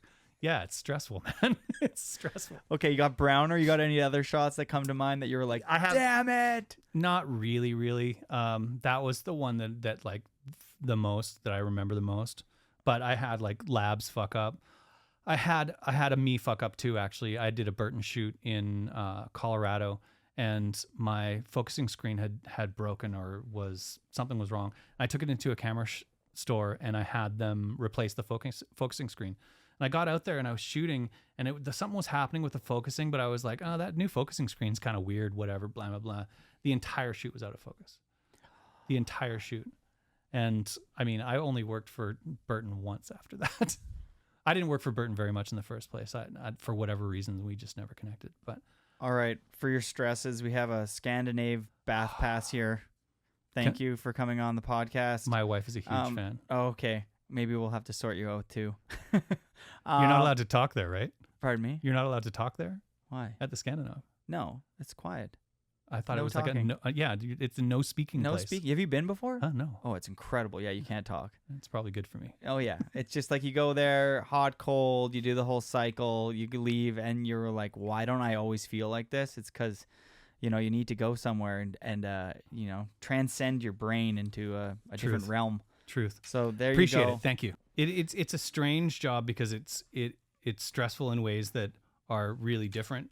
And maybe not. Maybe like that's just my story because I lived it, and maybe we all kind of think that our story is unique. But the stress and strain of like knowing in December that you probably only have 25 days to get all your work done, and you don't know when they're going to be, and you don't know where they're going to be, and you're just on that whole time until now, to where we're at the end of May, right? And people are just finally like saying, putting the down.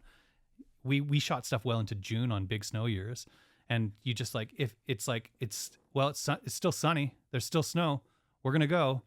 Like, I didn't have good relationships in those years. It was just, you're on all the time. You're like, perfect. We're going to hit Forum Step Down again today and see what, but we weren't like got. that. We were like, we've already hit Forum Step Down, so let's move on. This is one of the things that I think that it might seem surprising, but like that shit's boring to me now. Like if I see somebody do the same trick that we already shot back in the day, boring. Like, and even if they're doing something new, I'm like, okay, but the experience of snowboarding in the backcountry isn't going to the same place and getting a trick. It's exploring with your friends. It's doing other shit, like finding stuff that people haven't done. That's creativity. Racking tricks isn't creativity. Finding new places is creativity. Interpreting terrain differently is creativity. Like finding that's why people who will always stand out in my mind are people like, I mean, you can go down the list, but like anybody who finds a thing and sees it in a way that you're like, nah, like Bjorn Linus is that guy. That guy is a fucking beast. Of all the people I've shot, I've never really gone like, I don't know what's going to happen here. I'm not really comfortable with it, except Bjorn. I'm like, I don't know where the fuck you're going. I don't know how you're threading that. And then he would, and you're like, oh yeah, I can see it now. But year two shooting him, you're like, Bjorn's going to go from there to there. You're like, is anybody else going to hit this? You're like, no. And you're like, perfect. Because if Bjorn hits it, I'm down. But if anybody else hits it, no thanks. Well, nobody wouldn't even look at it because they'd be like, I don't see it either. Like riders were like, nah. you know, but then again, like JP riding, like, I don't know, it was 120 feet of rock, you know, and that was bad enough. But then at the end of it, there's this tree wall that you have to go through that you have to just lace it to get it right. And you're going Mach Louie after going down 120 feet of rock. Like, you know, most snowboarders wouldn't look at that and go like, yeah, here's a shot. You know, they'd be like, huh, somebody might be able to do that, but I ain't gonna fucking try. Before we zip to this next chapter, which we'll touch on, like, you know, forum days and, Sure. and then after, I think that there's someone quite special that you've gotten to shoot with, who's often referred to as the greatest of all time, Craig Kelly. You got to spend some time with him. You've shot some of what I would say are some of his most iconic images, or some of my personal favorites. What was it like to spend time with Craig, seeing him transition from, you know, that 1992 shoot where he's still trying to win contests into like the later years when he really started pushing into being like a mountain wizard? I mean, I was really, really fortunate to have a really good day with Craig, but I didn't shoot with Craig very much. I hung out with him way more than I shot with him on the mountain. I rode with him. I shouldn't say I hung out with him, because that's not really the case. We used to have a thing called the Kelly Joe clause. And when Craig and Kelly Joe would come up, she'd just like ring the phone. 932-4440 was our phone number. And the phone would ring and be like, it's Kelly Joe. And it's like, all right, everyone would just drop everything and go party with Kelly Joe, because she was fucking awesome.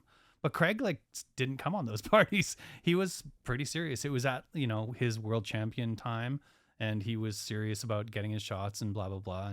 And we were kind of just still a bunch of ruffians. We were not at that level.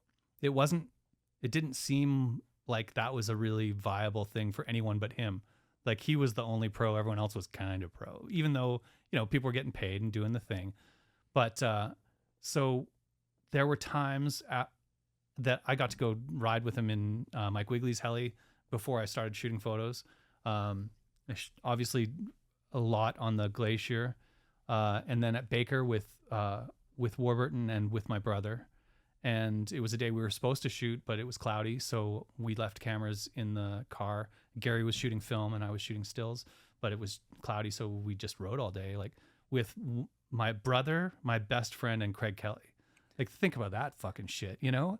And my recollection of that is like a dream almost, you know? And I'm not trying to be like some kind of mystical dude, but like, memories get weird when you're like, I remember flashes of it, like him going from one chair to the other. There's this kind of flat area, and not putting his bindings on and just like surfing his board the whole way. And I'm like, how the fuck does he do that? He's like, he can turn it, and then he's doing like little side slashes with his bindings off, just standing on his board.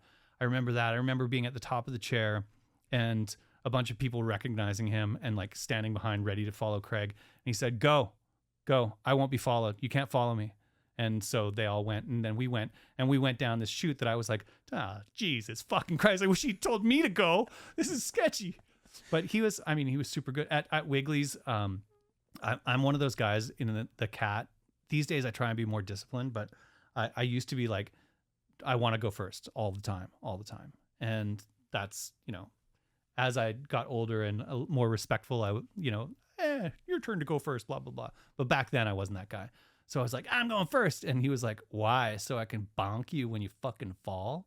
I was like, I just got dissed by Craig Kelly. So I can bonk you when you fall? Dude, crazy. That one will stick with you. And it does, right? Like that kind of stuff. But then I get a call one night, you know, like after dark, basically, from Bayet going, hey, do you want to shoot heli tomorrow? And I was like, yeah. He's like, Craig, you, me, Omar. And I was like, oh, fuck. Like that's the kind of call that just, you know, like everything after that is kind of a dream. You check the camera a million times. You're like, million there is times. Film in here. You close it and you're like, no, there is film in there. Yeah. Oh, God. And I had a day, you know, like I had one of those days where everything worked. And obviously it's gonna with Craig, but I have more good shots from that day than I have of some riders in their whole career. he had some like ability. The way he would be so agile on the snow, incredible. and get into like laybacks as if he was surfing, but then a combination of like street laybacks and like skateboarding and snowboarding and surfing. He was a real hybrid guy, right? Like he started skateboarding. I mean, maybe Tony Welch could tell you, but like my recollection was that he started skateboarding more because he wanted to bring that to his snowboarding, because he wasn't really like a skateboarder. He was a BMX guy who got into snowboarding, but he started skateboarding more because he knew it was important. And then obviously a surfer. Surfing and him, like that's the connection. His turns were just like nobody else. He really saw terrain in a way that very few did, and he never made it look boring. Like some people would be like kind of like just wiggling between 2 points on a hill. He would always find something to do, and like he was a really active snowboarder, and it was interesting to watch. So there was all for a photographer, you're just like, oh, he's gonna do something here, up, did something there, up, did something there, and you're just like snap, snap, snap. And even when you kind of like, I don't know what's gonna, I remember there's this one wave, and I expected him to come from the bottom and slash the lip, and he like disappears behind it. I'm like, what the fuck is going on there? And then he just comes out the end of it flying with this massive slash, and I'm like, luckily I had it all framed, snapped, and it's weird because there's no track in, but he's slashing it. It's a very strange photo, but like that was the kind of thing, like he just had a way of seeing things that was different. And I looked at it later, and I looked at the photo, and I was like, that lip is sun affected. That's why he didn't hit it up there. He came around the back because it wasn't. Like he just like really, really like insightful, there are a few people who ride like that. I think that one of the things that happens when we get caught in cheese wedge world and in man-made terrain is that you lose a lot of those real interpretive snowboarders, That was epic. I'm such a reel. Did we get a reel in that? We might have got a reel. Maybe a little long-winded. Well, no, I think that was good. I think we're at reel number 2 here. What was your favorite photo you have ever shot of Craig Kelly? Your personal favorite? The one that's in the darkest white. I mean, it's just in Eric Blem's book. It's here. Maybe hold up the book so that camera number 1 over here can see it. Oh yeah. So he's coming along a ridge. Yeah. Surfing, flowing, toe side, heel slide, and then he's just ripping a nice toe slide to ollie. Yeah. And the framing on that with the contrast with the shadow is perfect. And this one's a little cropped because you can see his line from higher up, but there's down here. You can see the mist from this turn. Like he slashed here, the mist went down, and he jumped into it. It's like, I don't know. And that shot isn't in that part for some reason. Like, I don't know what the filmer was doing that day, but didn't get it. Or did get it and decided not to use it. What we've learned is we all make mistakes here. Yeah. All right. Aaron Leyland, cool. Patreon member, who's a big fan, hit me up, and he said, ask him about sledding. He must have been in the first wave. How was shooting in the backcountry with sleds? It must have changed the game. Yeah, 100%. It was...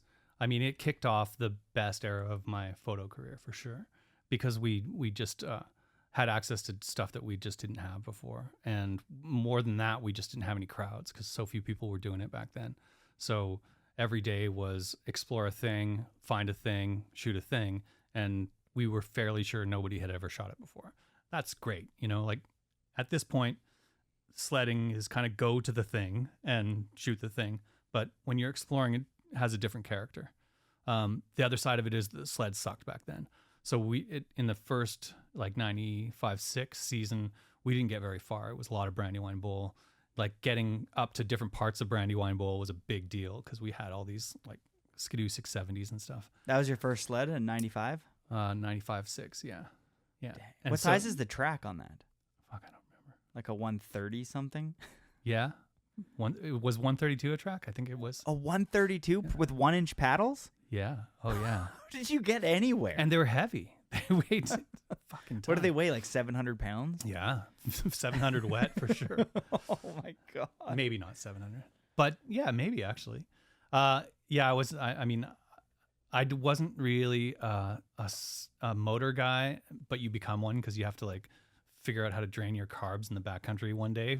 And some sled nut comes over, you know what you need to do there, you know, but so you figure shit out. But yeah, I mean, once that happened, I didn't want to do anything else. Like the mountain just seemed quaint, you know, but at the same time we were like, we had been out enough with guides to know that we had to pay attention, but we weren't really, you know, we weren't skilled enough to do what we were doing, which is another thing that's kind of good that our sleds weren't that good because we couldn't get to crazy places yet. Who were some of the package deal riders and people that changed the Whistler backcountry and unlocked kind of some levels back there? I mean, I don't think that, I know he gets a lot of credit, but Kearns is the key to all of it, you know, his kind of like drive and vision for all of that stuff. And I know we're talking about riders, but a lot of people rode on his coattails to get out there. We probably wouldn't have gone to a lot of the same places if he hadn't spent the time, you know, going to the Valley Chainsaw and talking to Al and being like, hey man, what's up there? You know, and that kind of shit, and just hanging out and talking to the sledders who come in who aren't us, you know, because we'd sometimes see tracks in places and be like, what the fuck how'd they even get there, you know? And then put in the work to figure out how to get there. But it meant that we spent a lot of like down days too, you know, like pre-digital, going out on a cloudy day was just a waste of time because film didn't shoot that stuff very well. It was just, you know, digital, you can get away with a lot more. So on those days we would explore, and Kearns got R&D, you know, he got reconnaissance information. He found little nuggets of places to check out, or he'd be like, how do you get up there, you know, and then figure it out. So we would make plans to explore a spot, and there were a lot of really good snowboarders. Like Kale is an incredible snowboarder, but like Kearns was the drive always. I mean, his part in Whiskey too, just as a quick side note, is to Pink Floyd. Like, yeah, his flow too, like kind of overlooked or not. I don't hear it brought up that much. Sure. And like when I watch Whiskey 2 to that Pink Floyd song and I see him kind of just flowing down and it's like all psychedelic. The funniest thing about that is that he was just making fun of himself because he was like, I'm washed up. I'm just going to do a washed up powder part. But it's totally timeless. Like it ended up being the one that stands out as like, you know, it still holds up.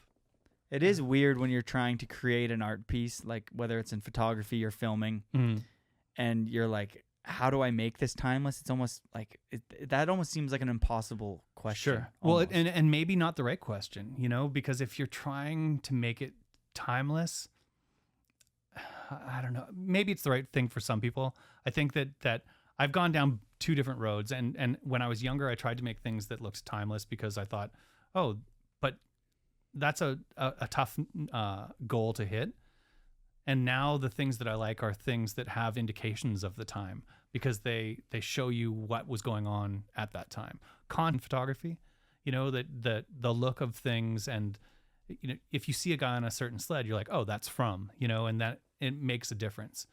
Sometimes certain shooting styles didn't happen until certain time periods. So when you see something with a bunch of flashes, you know that it was, you know, early 2000s that when that popped off. And you know, the if you see stuff that's a kind of small fisheye, then it's probably late 80s, early 90s. Like you can kind of get a sense of that stuff, but you know, the being able to see the board graphic that's a significant board like that's a really important thing in a picture because it gives it a time frame.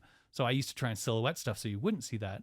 And in my mind, it was like I could sell this photo for longer, but you know, it's a weird goal. I think that was a bad path to go down. Yeah, I agree. In summary, don't try and be timeless. It seems forced. Unless it's art, go nuts, do whatever, you know. But like I said, I was like kind of a shitty photographer, but I was really good at documenting tricks. So. And you were friends, and you got to do a lot of cool things with some of the most influential snowboarders of all time. Yeah. Like Chris Duffy, and I wanted to touch on Duffy specifically because I thought it'd be kind of cool for you to speak on his kind of journey and being a part of that, to shoot him like in a video with Sean Kearns, who we've already been talking about a bunch, who was the filmer. working on something like True Life, which is just an absolute, one of the top video parts of all time. Like, as far as I'm concerned, that Agreed. song, everything, the story to go along with it. So I thought it'd be cool for you to kind of elaborate on the story kind of leading up to the True Life. It's, it really highlights how important story is, because if Duff had just been in the world and documented the tricks that he did, it wouldn't be that impactful. But the story of Duff is incredible. He was a prodigy from a really young age, put on forum when, I think Johnson was like, you guys got to put this kid on it. He's the guy. And he came up and through his riding and his personality was so central to the scene, and everyone loved to be around him, and he was, just a fucking delight. And then he rung his bell like too many times, and it was like, that's it. And he, had to get a real job and do menial tasks, and was, that light that is inside that guy, and it is a bright fucking light, was flickering. And it's a hard thing.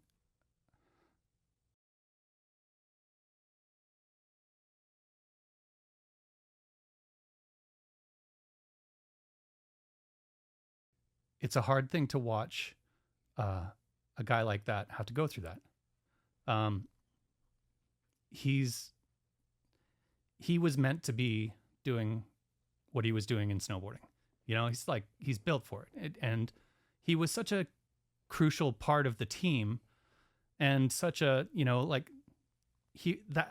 his component was missing. It was totally missing. His positive attitude and just the feeling of him being part of your crew just made the day better, And so he got the note from the doctor and got the okay to come back, and it was fucking scary because he had been through all these concussions, and then we're asking, and like in that 18 months, 2 years that he was out of it, maybe it wasn't even that long. It had gotten better and bigger, and so like Duff's coming back. He's got a helmet on now, so that's kind of like a false sense of security. You're not, it doesn't save you from a real bell ringer. And we're gonna go out there, and I was really torn about shooting it, to be honest. Like I was like, I don't know if encouraging Duff to go off perfect jump right now is the right thing to do, because I don't know if he crashes. Like, fuck, that might be it. And he did crash, and he was fine. And it was like, okay. And the pressure kind of came off. And then we just had an insane season, just an insane season. And he was better, like in his time off, he got better. How does that happen? That part, like the off the toe 450 onto the flat bar, the cab 9 on perfect jump. Like, and I feel like you, and I don't want to speak for him, but I feel like Kearns, like, really took Duff under his wing. For sure. Look at the intro to that video part. Yeah. And he's like, he just took a year to let everybody else catch up. And then he's like, Duff's the king. And it's like that intro and just like what he had been through, like the whole story leading up to True Life. Even when I was a kid, I was captivated by like, what's the story here? Yeah. And then you try and find, like in Transworld and Snowboarder Mag, like just something to read on Duffy, because it wasn't social media. You just didn't know the whole story. And it's taken me till now, like I still, like that story still resonates with me. I get super emotional about it, and it's kind of weird to me. Like, I'm not sure why. Because he must have been like a little bit of a child to you at that time too. You know what I mean? Like, but like I wouldn't say that I was closer to him than anybody else in the crew. Like, I think everybody was, but like I still send him a little fucking heart emoji all the time. I think that there's something to be said about like when you see somebody going through something that's beyond their control, that's that difficult, and you can't help, and you don't know how it's going to pan out. Yeah. And Forum was kind of like you were saying, a family, and it felt like, I think that you articulated it like this, like it was missing something without Duffy. That's right. And to have him come back, and like I worked at camp and I had the privilege of working with Duffy, at summer camp and saw that positivity all summer, and the gift he has around kids and his like just how much he loves snowboarding and skateboarding. Yeah. And being out in those, like, he's so like he has this ability where he's like so in the moment, you know what I mean? Oh yeah. Like he's just having so much fun right there, and he's like, this is sick. And like that smile, which became his graphic on Option and stuff like that, was like, you're like, he is the beacon of light in snowboarding. And you know, I think that there's a kind of a meta narrative there where we all have that kind of in ourselves, the fear of like losing it, you know, the whatever it is that we have. We watched him go through that, and then the comeback is just like, it's so dramatic and it's documented because people are strong and come back from things all the time, but his story was super well documented, and it's like, it's, you know, it's a victory in a way that just going out and getting a part isn't. It's more than that. It's the adversity he faced, the challenge that he had to do, and the potential during all of that for him to ring his bell to the point of being like in the hospital forever was high. So the consequences for him were higher than everyone else, and he rode so well. You know, it's like that. I think that we all have a relationship to that kind of that fear of extreme failure, you know, of like consequences that you don't come back from, and performing in the face of that is just next level, you know. So to this day, like it's one of my favorite comeback stories ever. But you know what, Duff's story keeps going on. He's had challenges since. It's not like, you know, and he hasn't had concussions, but you know, what's life after snowboarding? You know, snowboarding doesn't take care of its old pros. There's no like, you know, that I'm happy to come on these shows and talk about people who you know have had strong impacts. But if you look up all of those guys, a lot of them aren't doing that great. You know, like Kevin Jones had a really fucking hard time, from what I understand, and seeing him come back and run in the backcountry and splitting and killing it, I mean, that is fantastic. Terry Kidwell did not have like the huge bank account at the end of his run, even though he influenced everyone. You know, like a lot of people from that era, they didn't come out the other side flush, you know? Do you think that there's a way to mitigate that with the upcoming pros or the current pros that are about, like, is there a way? Totally. I think that first of all, that anybody who reaches out, anyone young should reach out to somebody who's been successful in the older generation and be like, how'd you do it?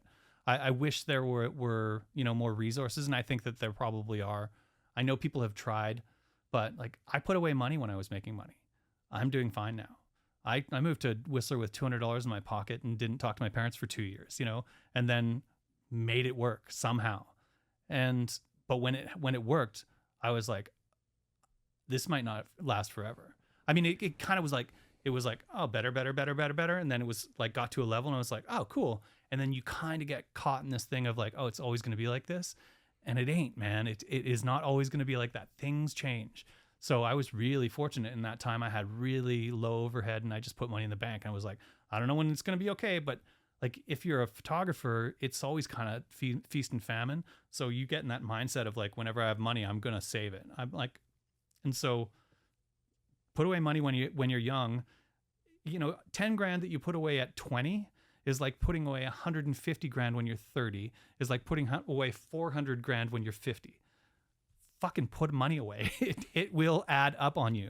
Just put it away and don't touch it. I mean, I know that that's a really like, it's a very privileged thing to say because I went through the best time in snowboarding when everyone got paid.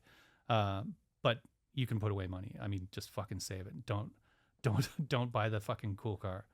Okay, so let's touch on that. When did it go from, because I feel like early 90s pros were making like decent money, but it wasn't crazy, except for the top guys. Yeah. But then it seems to me like later 90s at one point, it goes from like not a lot of crazy money to like money getting thrown around. Like, yeah, there was definitely that time when there was all this money kind of flooding in from outside of the industry. And when that went away, that's when, you know, like, you can't maintain that. Not everybody it was cool. We were on the TV because of the Olympics on '98, and you know all this other shit. And everyone was like, it's the cool new thing, even though to us it was like it had long stopped being new. But that there was like a good rider could make a good living. You didn't have to be a great rider and make a great living, but a good rider could make a good living. And that ain't today. And it all comes down to, you know, like there's no mystery to this. It's not like the companies are fucking us over or whatever. It's, you know, that if there were a company making money hand over fist, and Burton might be, I don't know. I suspect they're not, but I'm sure that they're doing okay.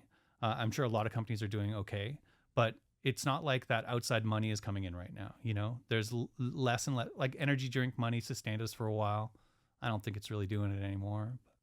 So I feel like we kind of get used, you know, like our course. Culture and stuff like that. Of course. Just like Yeah, they man. extract everything. we're marketing material. That's it. That's it. To try and sell a product, of course. That's why, I mean, make your own scene and, you know, try and sell some stuff. Make enough for you.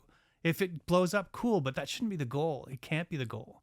You have to be a lifer at it and, you know, or go the other way. Like I have a job now so that I can snowboard, you know, and I don't snowboard nearly enough because I have a job, and it's a trap for sure.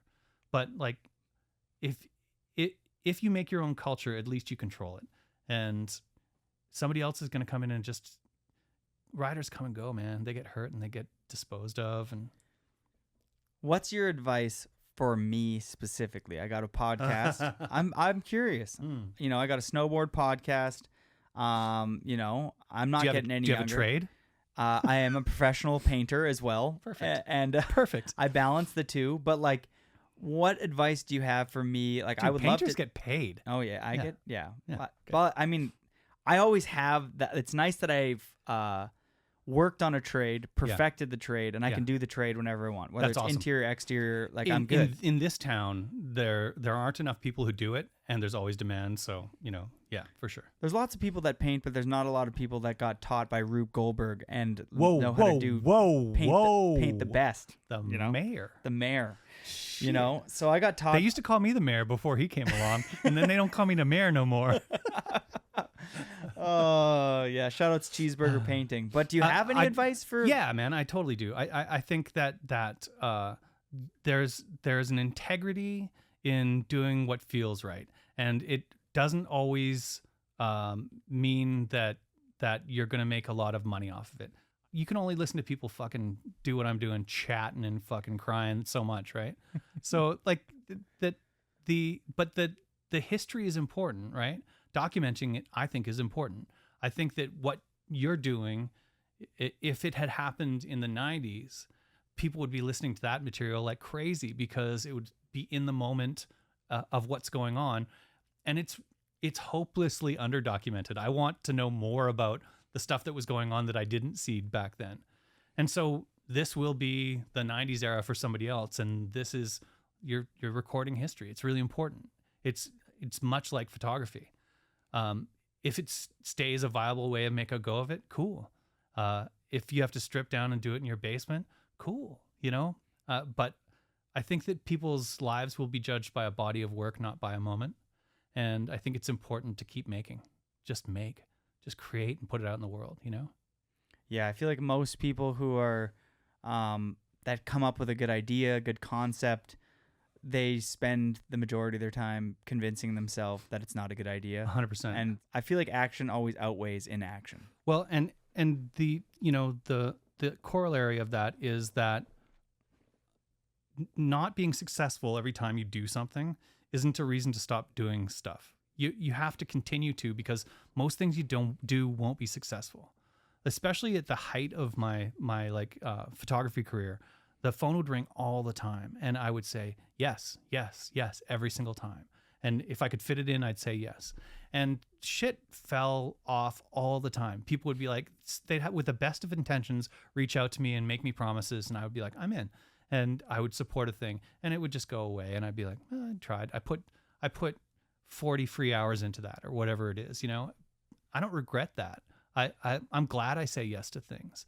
I've recently been a company from my past has reached out to like get into the archives, and I said yes, and then I was like, I don't have the time anymore, but I really want to.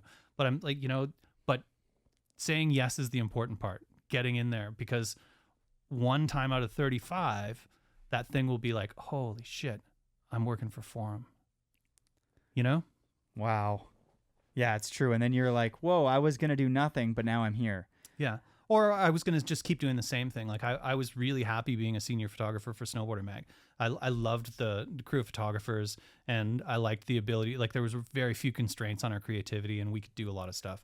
I'm pretty self-deprecating. So I've said a bunch of times that I was a shitty photographer, but I was doing some shit and making some cool stuff. And they really supported that.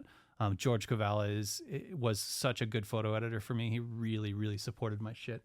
And, so going to Forum was, it was a bit of a risk. It was like, I don't know how this is going to work out. It worked out spectacularly.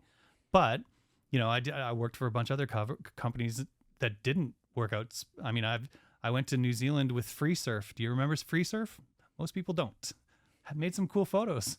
There is something like when you meet somebody that's more than just a snowboarder. I'm looking at Devin is a little bit more of like a mentor figure, but then you have Peter, who's just like a creative. He's a snowboarder, but he's also a creative. Yeah.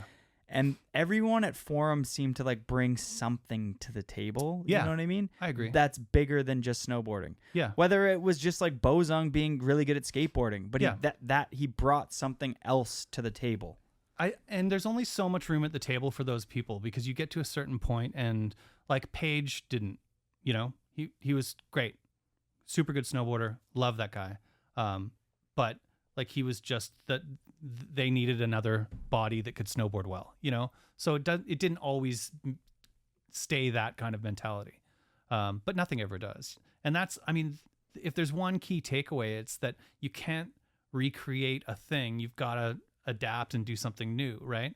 So if you were trying to make the bomb hole, you'd be doing badly at it because you're trying to make the bomb hole. You're not. You're trying to make airtime, and as a result, you're successful at it, and you get people coming in and sitting down with you. Guys like Devin Walsh, who's a fucking legend.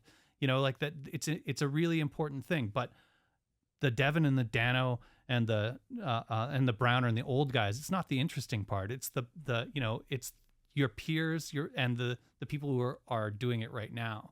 I think that's far more interesting, and they have more to say. But adapt, because things are going to change. Just try and keep your eyes on the horizon, because the only reason I got into snowboarding is because I was a progressive person who tried all the new shit. I wasn't one of those guys who's like, I'll pick it up later. I was like, I want to be first. I want to be the first on a sled in the backcountry. I don't want to like follow those other guys up. We're going to do that first. I want to be the first guy to go up that peak. I want to be the first guy to shoot this thing. And I want to be the guy to get that first track landing. Being that progressive culture is important. I see a lot these days of copying, of emulating, of redoing, and innovation's more interesting. Do something new, do something different, adapt, do something better. If you're from the new generation, you're from a generation way before that. Yeah. And you're giving advice to be like, if you want to capture the audience of the old generation, do something new. Because like you said, that like your whole generation is captivated by the way Arthur's snowboarding. Like there's an approach that will resonate with, and I think people often forget that the people from your generation don't necessarily care about social media. They typically have smaller followings, not as active. Yes and no. So I was like, again, because I wanted to be first, and also because the company I was working for at the time really encouraged us to get on social channels. I was really active in social early. Snowboard.com, MySpace, Facebook. But when Instagram and Twitter and Facebook really started to be a place where there was like a conversation happening, I was really active. And now I'm like, well, that fucking ship has sailed. I'm not interested. It's not new to me, and it's not interesting to me. It's become stale, and it's become malignant and nasty, and I'm not interested. I still look at it, but I rarely post. I'm not interested. I'm looking for what's next, what's coming. And if you want to save snowboarding, find out what's next. Better yet, create what's next. you know? Yeah, I feel like there's a lot of redundancy even for me now that I'm in my 30s. I'm like, when I see somebody doing something, I'm like, oh, I've seen this a million times. And at one point, you know, you're like, oh, I'm kind of burnt out, but then boom, something happens where you're like, Something oh, happens. that. Yeah. Like, ooh, this really catches my eye. Like female snowboarding right now is more interesting to me than male snowboarding because the curve is like it was for men in the early 90s. Like they're getting so much better so quickly. I mean, you can't shout Jess Kimura enough for like the foundation she's built for so many people, and just a fucking powerhouse snowboarder, and just brought everyone along with her. She was like, it doesn't exist. They don't respect us. Fuck it. We're going to do it ourselves. I love that shit. That's punk rock. Fuck, do it yourself. Fucking yeah. Shout outs Jess and everybody behind that event. Even in the sponsors, like if you're behind that event, like know that you're doing something kind of right. Like I feel like every company right now acts and says that they want to be behind grassroots thing. Well, put your money where your mouth is and actually get behind it and realize it's not all about the likes, and that there's actually a profound ripple effect through a bunch of different communities and subcultures and stuff like that, where it actually means something to be a part of, X, Y, and Z. When I talked before about like things that are right for the time, like Craig was right for his time. It was a transition from competition to backcountry snowboarding, and Forum 8 was perfect for its time because DVD and the filmmaking, and they were like absolutely lined up for that.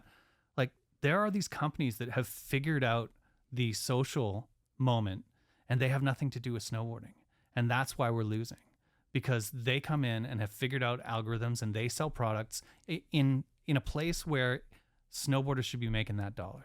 Totally, like Montec, dope, sure, etc. 100%. And you know that the fact that they're doing it is, on one hand, it says, okay, well, we're blowing it as snowboarders. We're allowing somebody else to take money off the table that should be going to us. And I mean, I don't snowboard like I used to, and I'm not really in it, but I am going to be calling myself us snowboarders for my life, because that's who I am. And You've I paid feel, your dues. but I feel protective of it too. And I don't want to see fucking the money draining out to people who don't give a shit about it. Or maybe they give a shit about it, but they care about money more. And you know, there's nothing wrong with money. That's cool.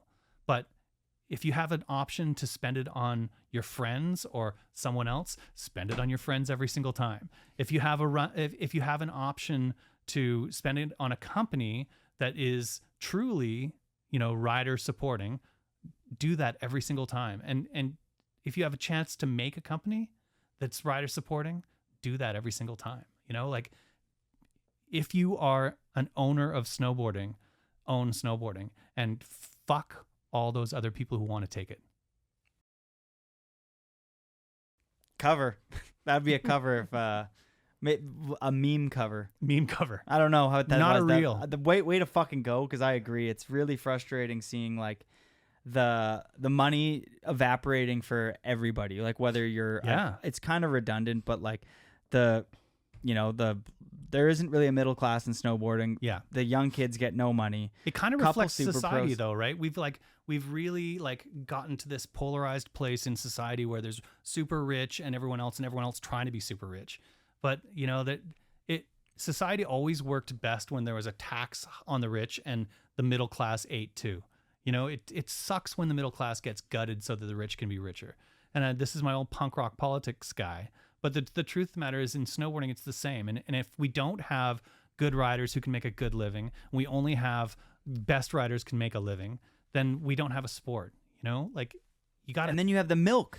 Oh yeah. Because then everything else just becomes subpar, and it's not actually inspiring anybody. Right. Like you don't necessarily need bring the creative aspect and think outside the box, but like the redundancy and everybody just trying to make a video that's not for them, but for the algorithm. They're making it so they can get, and then the brands are sold on that though. The brands buy into it. They're like you can buy followers. Yes. You can buy bots. Yeah. And brands don't care if you buy those. I know multiple people back in the day that spent thousands of dollars so they could get to the 10, 20K. Insane. And it's all fake. Yeah. But brands don't give a shit. If you have a 30K marker or brands 100K, do give a shit because they'll look at how many likes and comments you've got.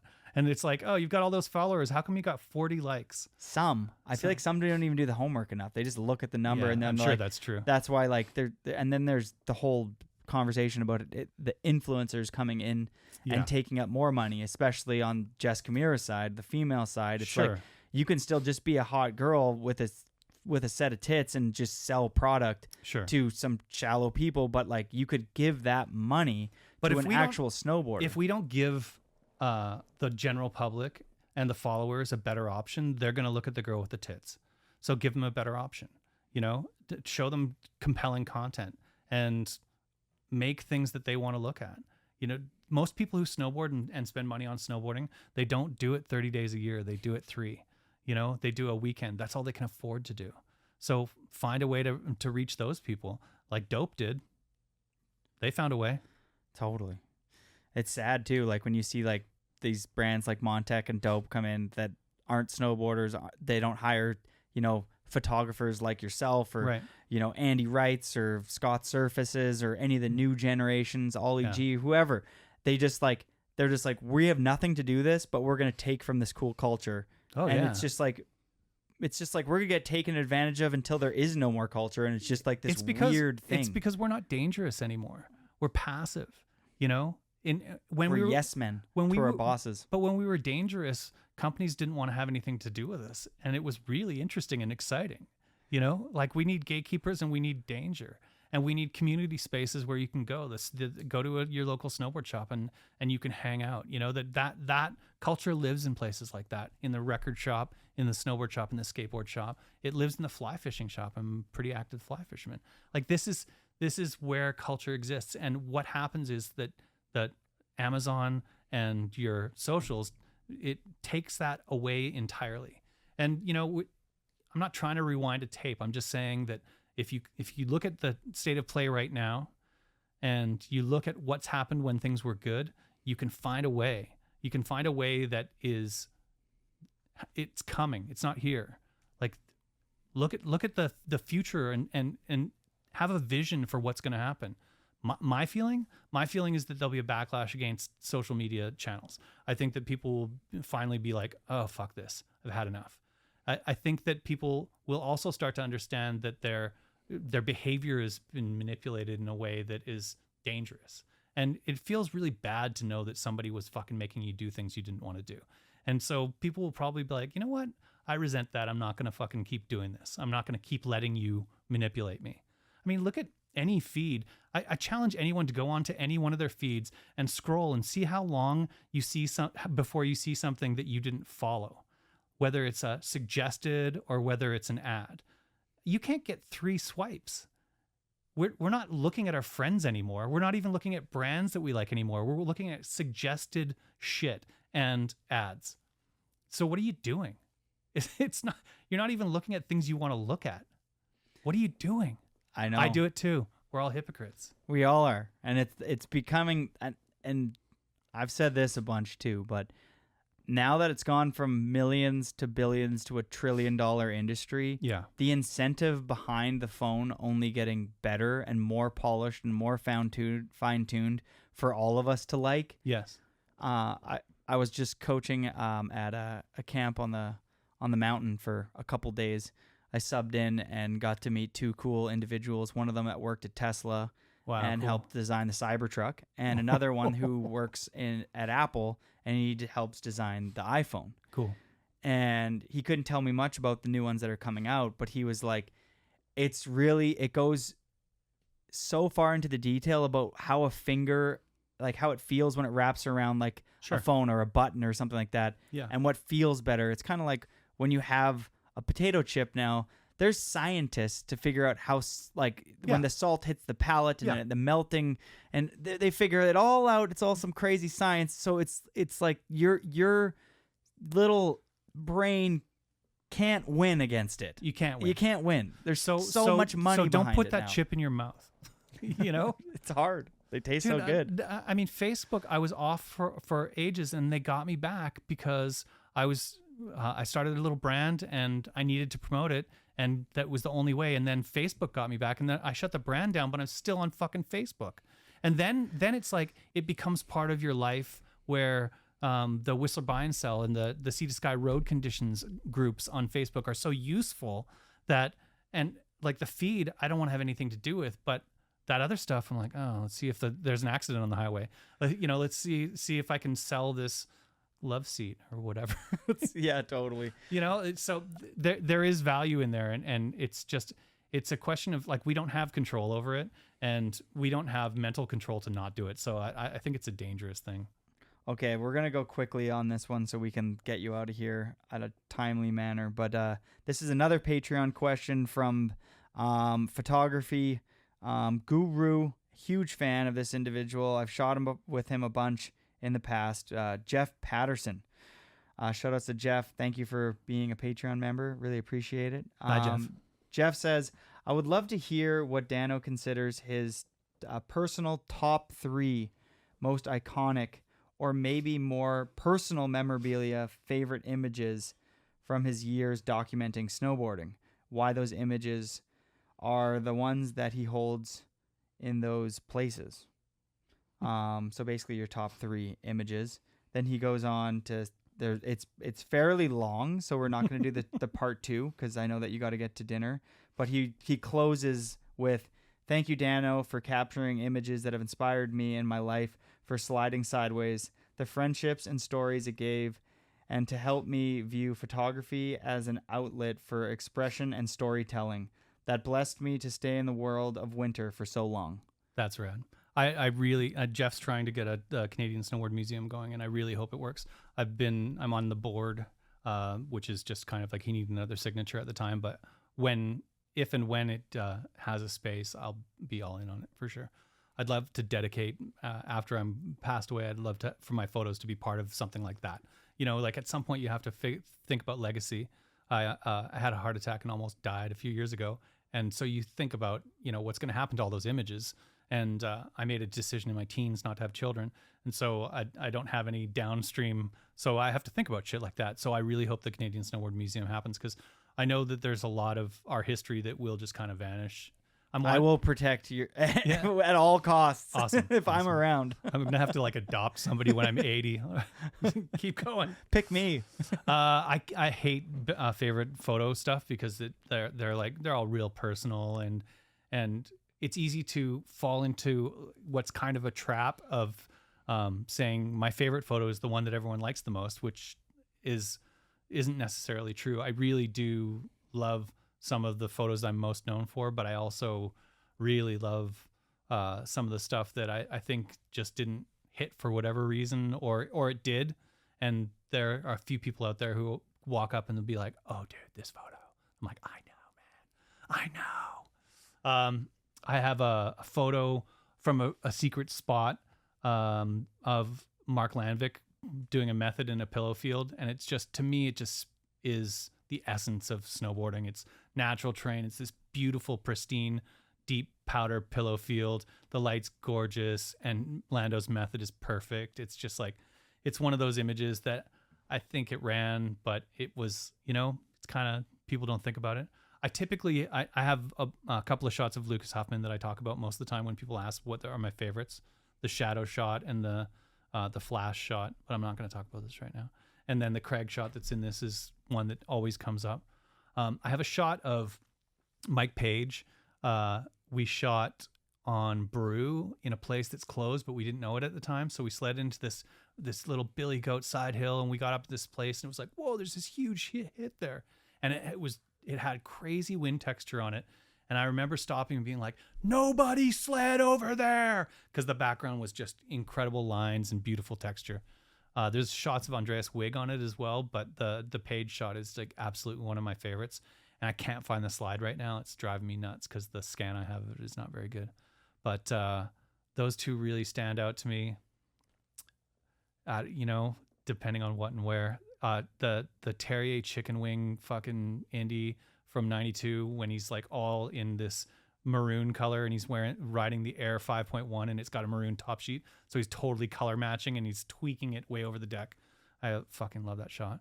The shot that got me in trouble, and probably the reason I didn't work for Burton for a really long time. Why? At the time, Sully and Ken Hermer were doing this experiment and doing an agency, And since Sean had experience and I didn't know what the fuck I was doing, I was like, oh, I'll let you guys sell my photos. And so they would sell my photos for a cut because they knew everybody and I didn't know anybody. And they sent out 2 almost identical photos, like 2 frames in a sequence of Terrier, one to Snowboarder Mag and one to Burton. And they both ran, and I think in the same month. And that's a fucking no-no. Like, it's a huge, don't double submit a photo. So, yeah, Burton didn't talk to me for 10 years, basically, after that. And, but I still love that photo. I'm glad it's a Burton ad. It was harder to understand what to do. You couldn't just like Google, how do you be anything, or what do you do, or look at, like, there was nowhere. You asked somebody who did it, and there were only a couple people who did it. And people were kind of secretive. They didn't want to share their shit. It was like, you really had to like, it was a slog to fucking figure out anything, you know? And then once you got into the magazines, it was better because the editors and photo editors would like help you. That somebody would get in touch with them and say, I need to photo my team rider. And they'd be like, oh, well, that guy in Whistler, Dano, he's got one. And then they'd get in touch with you. And that helped. Being a senior photographer, like, was the unlock for me. Maybe let's chat on you being, well, I don't want to put words in your mouth, but I'm imagining you got maybe a little burnt out, maybe over it for a variety of reasons. What made you pull out of professional snowboard photography? Yeah, I was like, I was burnt. I had a season where a couple of things happened with other photographers and riders and crews.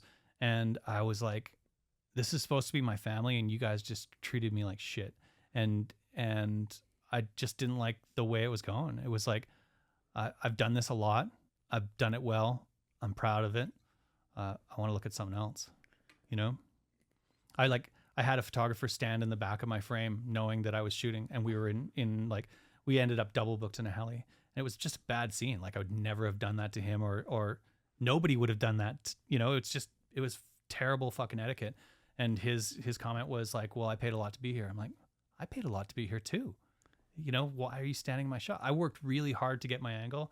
Like, I walked the entire, it was a mini golf section with a kind of a step down jump. And I walked up it in deep post hole, and then with the riders, to be fair. And then I walked around it and down the far side and got my shot. And when I got the shot and he realized that it was the angle, he got in the helicopter, flew to the top, rode down right into my frame. Like, that's just shitty. He's a good guy and we're good now. That was a bad day for him. It was a bad look.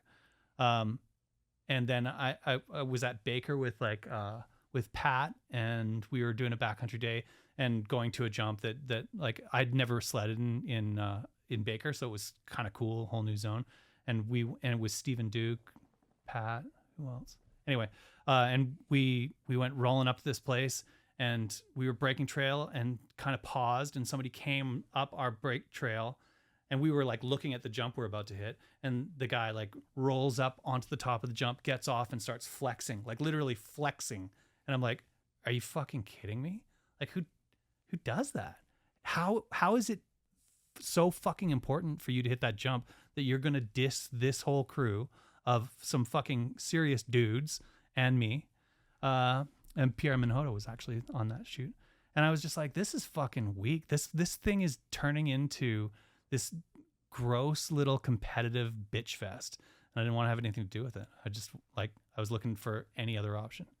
Damn. And I wish that I'd just like taken a break and come back. Sometimes I'd love the way my life turned out, but like there's times that I watched Surface just kind of shift gears and be like, well, I'm just going to shoot other kinds of stuff and like expand my and I was really like kind of fixated on snowboarding. It was my jam.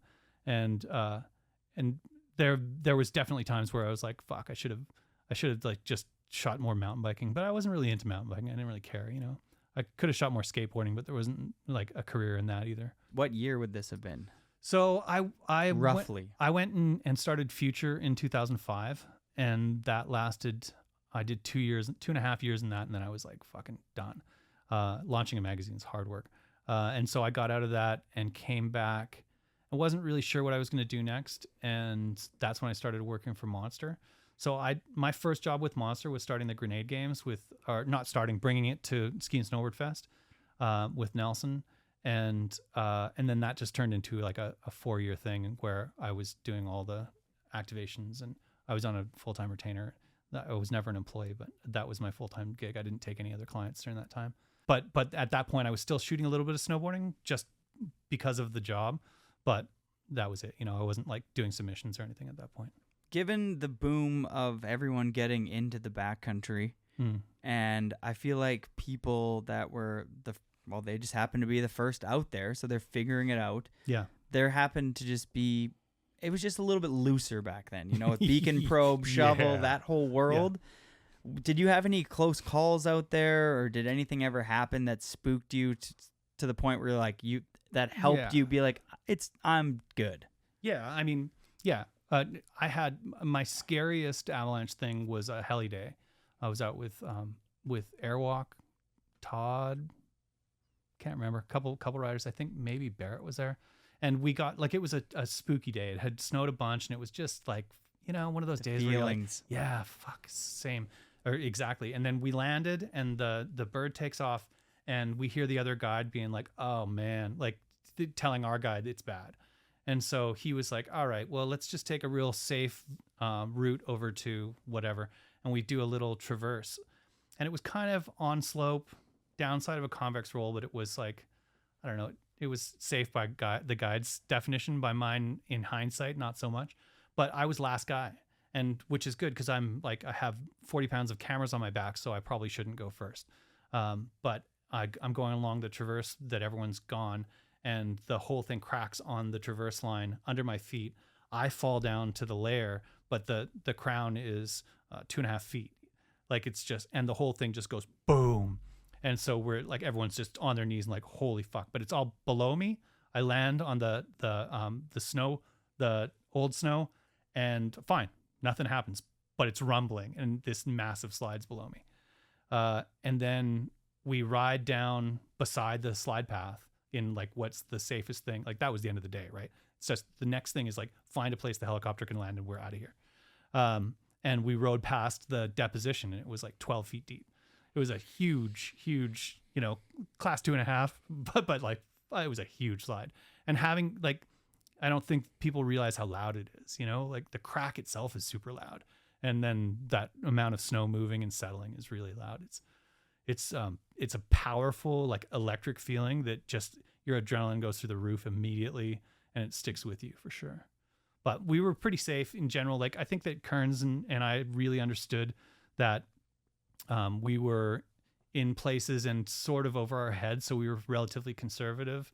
I spent a lot of time getting information about avalanche conditions. We had a lot of conversations the night before about what we were going to do. We went out on some days where it was like, and made decisions about that. We would be on mini golf or stuff that had no exposure, or things that had easy, if it sloughed, we had good, safe places to go if we were on days that were scary.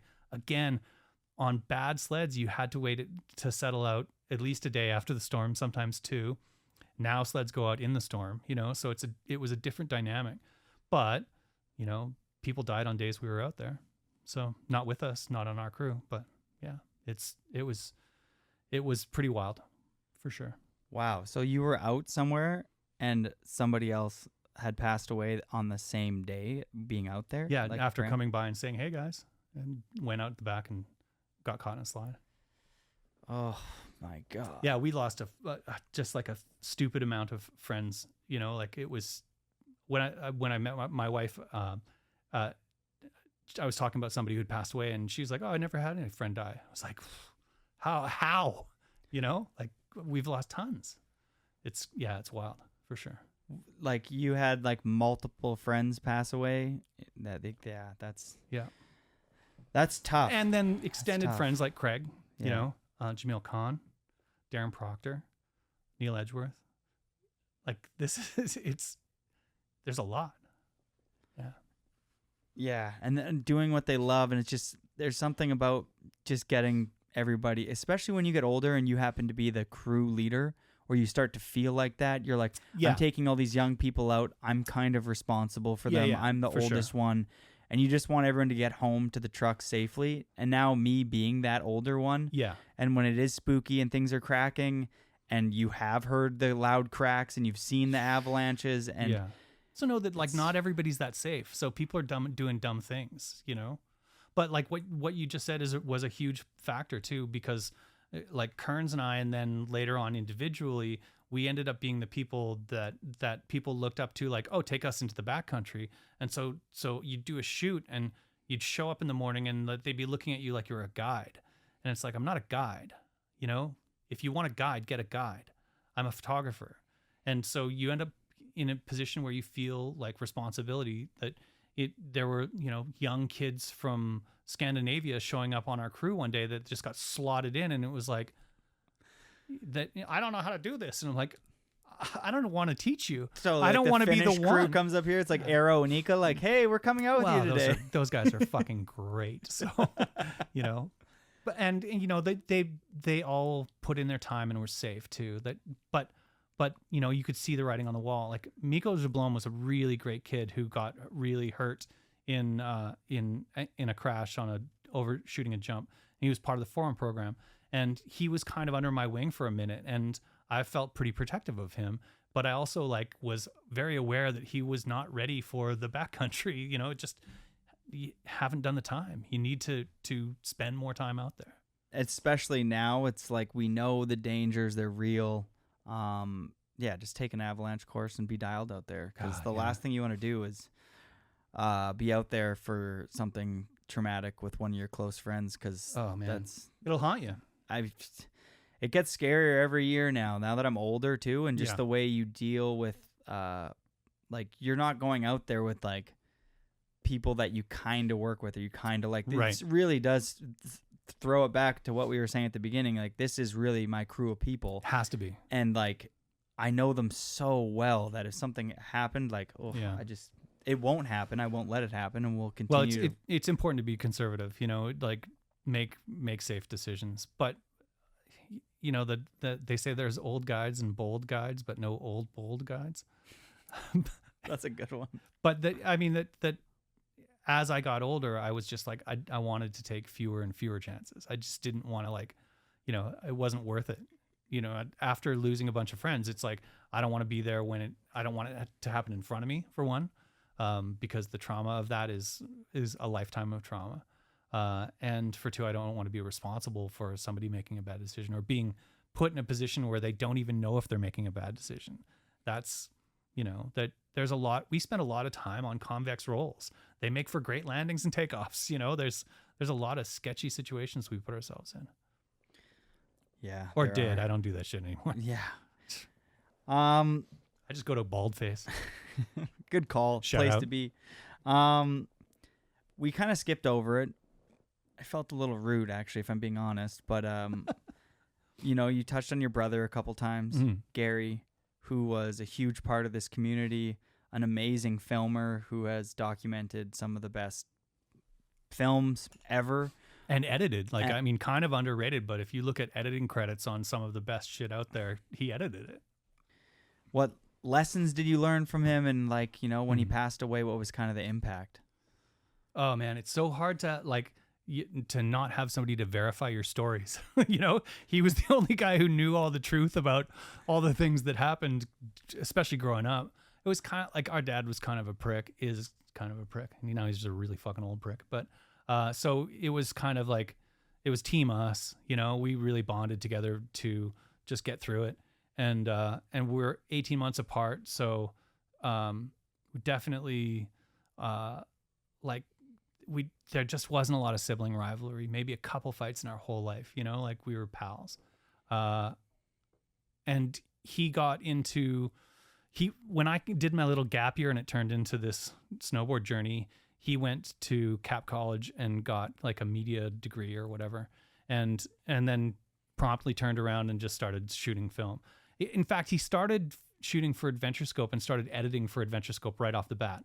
So he's got credits on like Meshach Abednego, you know, one of their late things or whatever. Like they did like a 3-part thing. He's got credits that go back to Like Child Games, or is that a different one? Different but he edited all the whiskeys, edited True Life, edited, like, dude, Resistance, like, dude, and was in it. And then went out and did Deeper with Jeremy Jones, went and lived on the glacier for 30 days and shot all that stuff. And yeah, just like an absolute fucking animal. And, he was he had a lot of integrity. He believed in stuff and really fucking lived by it, So he was kind of like, he could be tough to be around because if he didn't want to do something and he thought it was stupid, he would just not do it, And I respect that. He also got very much into punk rock, but instead of having a fucking big mohawk, he was just like, he wore it in his soul. He had the punk rock chip on his shoulder till the end. But he got diagnosed with cancer and had a couple of kind of bright spots where it looked like he might get through it, but ultimately a lot of people lose that fight. He hated when people characterize it as a fight. He's like, you can't fight it. It's a journey. You're traveling with it, whether you like it or not. Because people are like, you fought it. And he's like, you don't fight it. You fucking like live with it. It's that was, it always struck him as being a weird characterization because you can't battle your way out of it. You have to like just persevere, Anyway, eventually, unfortunately, succumbed to it. Fortunately, was in pretty good shape for most of that time. We were like hiking 4 weeks before went up the Squamish Gondola, went out and saw Johnson, and went out on his boat like 3 weeks before. And then it just kind of like, went downhill pretty fast. It sucks.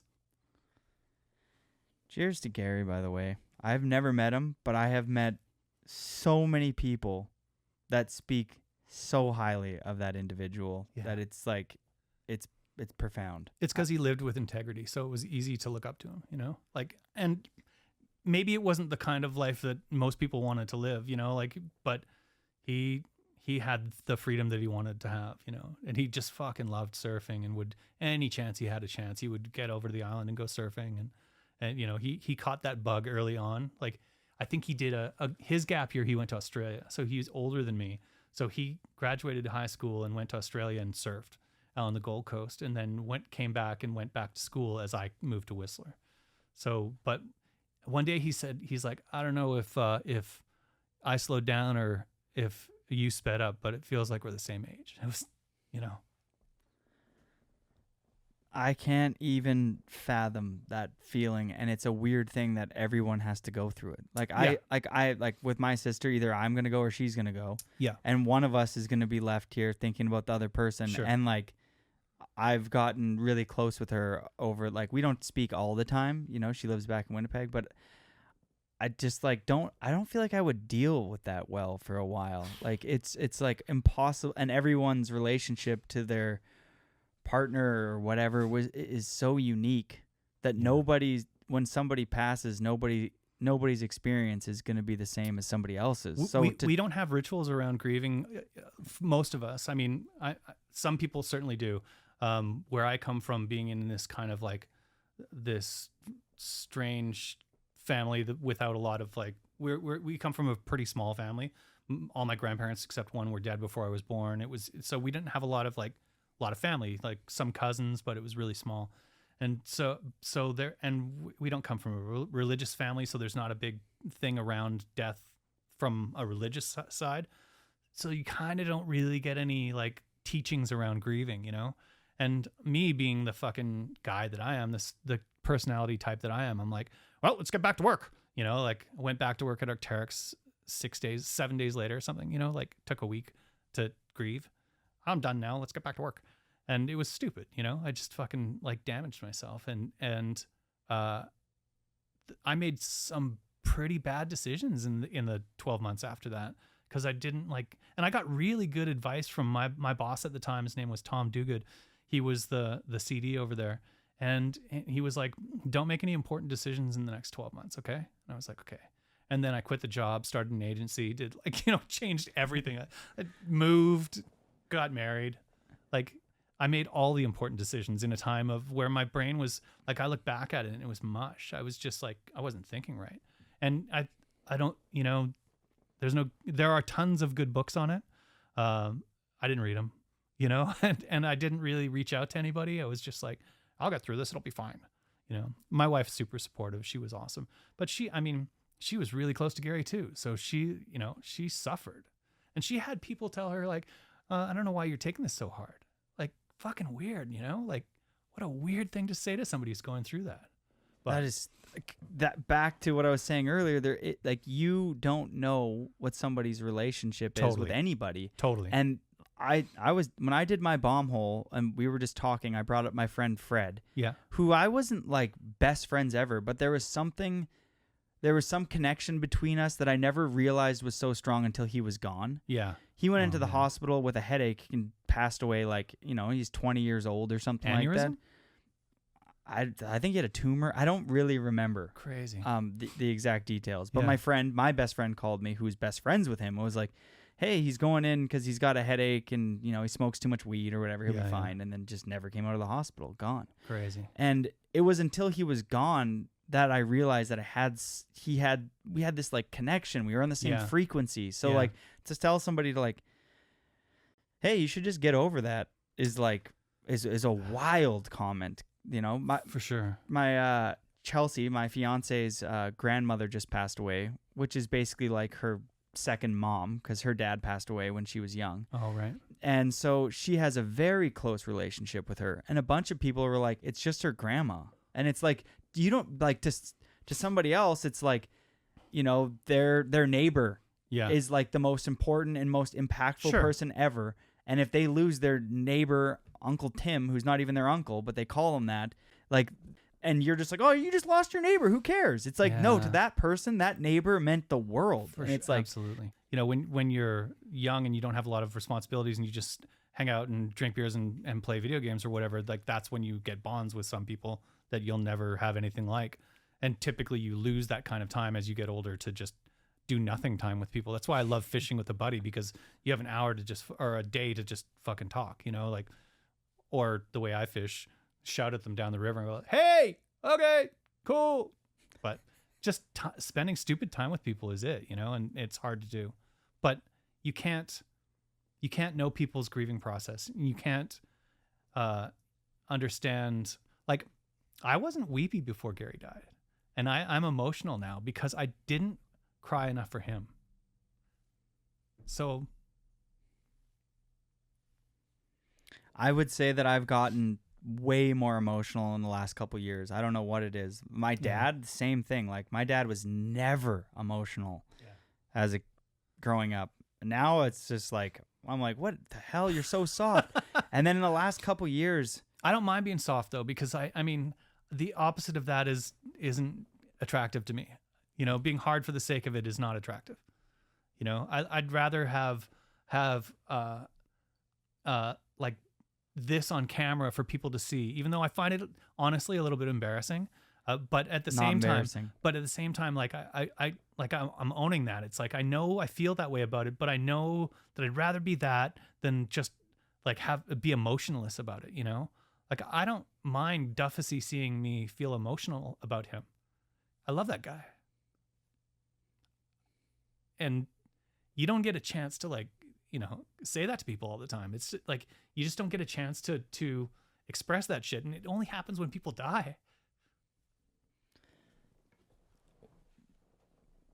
That is very true. It's very weird to wrap your head around the fact that, especially as men, you just kind of like, you get past the age of 30, life gets busy. Like I was saying to Totally. you, like you start having this never ending to-do list. Totally. You're trying to like organize your life. You have new priorities. You get a dog, you get a girlfriend, you get a boyfriend, you have kids, whatever. You have a mortgage, you have bills to pay, you have goals, you have ambitions. So your to-do list is massive. Totally. You have bills, taxes, etc. Yeah. Life is on the fucking go. And you no longer have time to see all your friends that you once saw when you were going sledding and riding on the mountain every day. Totally. So you only see them once in a while. Yeah. And then my dad, the way he articulates it now is just like, you just see people at the funeral. See people at the funeral. Yeah. And that's that's horrific. It is horrific. And so, like, if Duff listens to this or something like that, or if Duff doesn't listen to this, but if it's nice for you to have brought that up and it was from a place that was genuine, that was real, was from the soul, and way more people are going to connect with that than you talking about, oh, Duff's Cab 9 on Perfect Jump was amazing. Yeah. Because we all have had friends that have passed, or girlfriends, or what. We've all lost people, or we're going to lose people, and it's not easy. And like the sad thing is, I don't think I'm any better at it now. Like I think I would probably still go through it in a shitty, dumb way. You know, like I probably should have. You know, like I think everyone probably should see a shrink. I should be the first to go, and I just don't. And you know, at the same time, I have another feeling about this. We're in this time in culture where. And I'm such a fucking contrarian. It's like, oh, do it this way. Nope, that's not the right way. We're in this time where we talk a lot about mental health, and it has become kind of a really big conversation that was never part of the conversation when I was growing up. Nobody like had that conversation. If somebody was like having an issue, then it was like, oh, go over there. They were a pariah or whatever. And so now we've gotten to this point where it's like less stigmatized to talk about mental health, and I think that's really good. The other side of it is if you always talk about mental health, you're going to find what's wrong with it, you know? And it's like there's balance there. And if you swing too hard into this, like making it the focus of your life, all you're going to do is find what's wrong. And that's, you know, then it becomes this cycle. I just read a study actually that since they have introduced all these mental health programs in schools in the UK, that people's mental health has gotten worse. Because all they do is talk about it. Sometimes it's good to just be like, oh, you know what I'm going to not talk about today? What I'm going to talk about today is my life and good things and blah, blah, blah. But instead of being like, my mental health is really... And listen, there is mental health and there's mental health. There's medical issues, and then there's just like, I'm in a bad mood, you know? Or like not even a bad mood, like life gets hard, but life gets hard for everybody. And it's been hard for everybody that's been on this planet since the beginning of time. And we are living in a time of accelerated culture. There is more shit going on for sure. And I do think that it's much harder for everyone right now. And I think that if you grew up in the 2000s, in the early 2000s, if you're like, 25 right now, you have a different brain than I do. Because you're native social media from go. You've always had it. And for the first half of my life, computers weren't a thing. So I have this brain that is, I feel like it is tarnished, as opposed to just like that's how it's always been. I don't know. I don't have answers, but I have a lot of questions. So do I. Maybe on that note, because you do have to go make some cocktails here. It is. Oh shit, it's past martini o'clock. Yeah, totally. Okay, so now that we know where he's off to, we have 10 quick questions. Cool. And you can just one word answer them so you can get out of here. Are they all favorite, best? I hate favorite and best. Okay. A style that you liked in snowboarding. Jamie. And Devin. You got a female that you used did you shoot any women back in the day? Yeah, tons. Not as many as Gallup. Gallup got all the girl trips, but Jana Mayan, fuck, holy shit, man. When I saw Jana Mayan ride for the first time, I was like very, very hopeful for the future of women's snowboarding.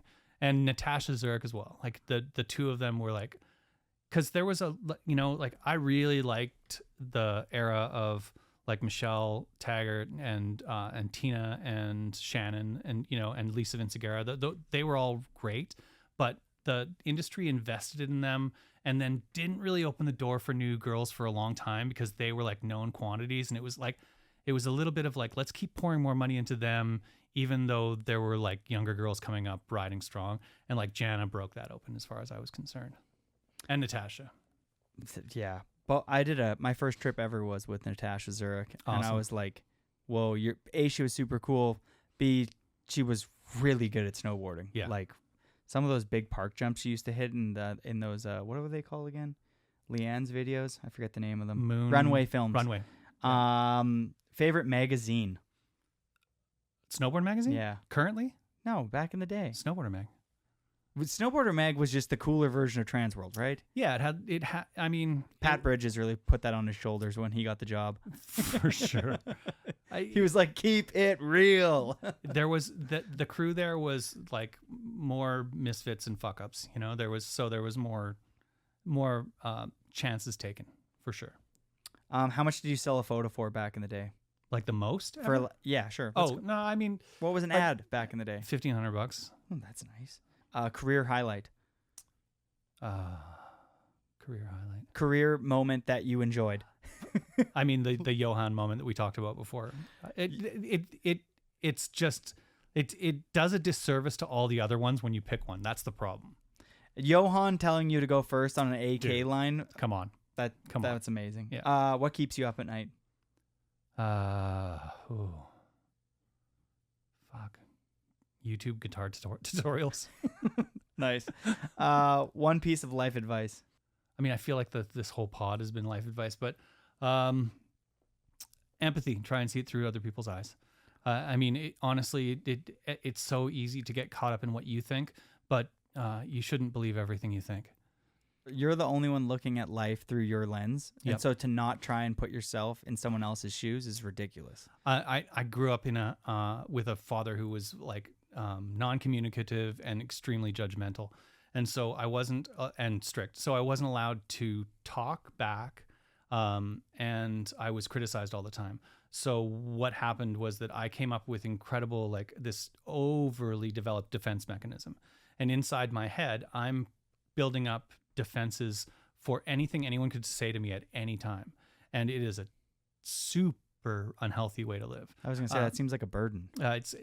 Mushrooms helped, you know, Big time. So I did a ton of acid in my late teens, early 20s and worked through a lot of that shit. But then it kind of creeps back in and you find out your inner monologue is constantly coming up with these defensive answers to anything that could potentially come at you. That's a really shitty way to live. I think that when you do that, it's a selfish thing because you think that other people are thinking about you all the time. So if you can get out of your head and just be like empathetic and feel what other people are feeling, you're probably not going to spend so much time defending your potential actions that are never going to happen anyways. I realized as soon as you're overthinking something, just get busy doing something else so you're not seriously. thinking about it. Just Yeah. like, because the brain is hardwired to overthink and this tends is why to go we to a love negative. snowboarding. This is why we love guitar playing. This is why we love things that get us out of the moment because I can't think about what somebody's thinking when I'm snowboarding. I just can't. I'm snowboarding, you know, like, yeah. Anyways, rumination is evil. Microdosing was great. It basically shut down those voices and I've kind of like come and gone with it. I'm not currently, I probably will this weekend though, but it's just like, it definitely made that negative inner monologue just shut the fuck up, which is awesome. Love that. A photographer who you really enjoyed their body of work. I mean, in snowboarding? Yeah, maybe a couple. God, there's so many. I think that Bronkhart was misunderstood and his stuff is more resonant now than it was at the time. I just absolutely fucking adore Chris Bronkhart's stuff. Unfortunately, he and Selaznick and my brother all died of a similar kind of cancer. Interesting. I mean, yeah, I don't know. I could go down the list, but yeah, it's easy to leave it at the one who's not going to be listening. Okay, who's the greatest snowboarder of all time? There's no such thing because it's all about context. In his time, Craig Kelly was the greatest snowboarder. In his time, Terrier was the greatest snowboarder. In his time, which is maybe still currently, Travis Rice is the greatest snowboarder. Peter Line has been the greatest snowboarder in the world at one time. I'm a huge fan of his, and I actually think he doesn't get flowers nearly enough. I think that Peter's innovations are kind of sometimes overlooked. And Devin certainly has been, as far as I'm concerned, the kind of snowboarding I like, been the greatest at times. But of all time, no such thing. Great answer. Any shout outs or thank yous or anything before we let you go here? So many, but I'm not going to do it. Thank you Yeah. for coming on the show. Cheers. I appreciate it. Huge fan, even bigger now. Thank you for coming on the show. Thank you for pulling out your camera and trusting your gut and just going with the flow. And when nobody was going with the flow, because it was a time before people just went with the flow. Yeah. You know, people weren't doing that. No. That you were trailblazing to be like, I'm going to be this random guy who moves up to Whistler and picks up a camera and shoots people on a half pipe. Imagine telling somebody you're going to do that. No, absolutely not. You So know, thank you. people have said you were at the right place in the right time, and that's true. But there were like 5 other guys shooting photos that never made a go of it. I was in the right place at the right time, but I worked my fucking ass off. There's some good advice right there too. Yeah. Is things aren't handed to you on a silver platter. And sometimes, you know, you're in the right place and you just have to like wait for it to be the right time, you know, and then you can be too early. Okay, one last extraction before you run out of this door and make martinis for everybody. What do you have to say to snowboarding, the snowboard industry? You know, closing remarks, any words of wisdom? Own your shit. Fuck. Spend money on snowboard companies that are owned and run by snowboarders. And it's hard to find out. It really is. But yeah, don't fucking spend money outside of the sport. Spend money on people who give a shit. And then give a shit. It matters. Boom. Thank you, Dano. 3, 2. Oh my God. Yo, what's up? Hello, ladies and gentlemen. Welcome back to the program. The Airtime Podcast is presented by Van Shoes since 1966. There's nothing fake about it. Have something to believe in and be yourself. You know what I'm saying?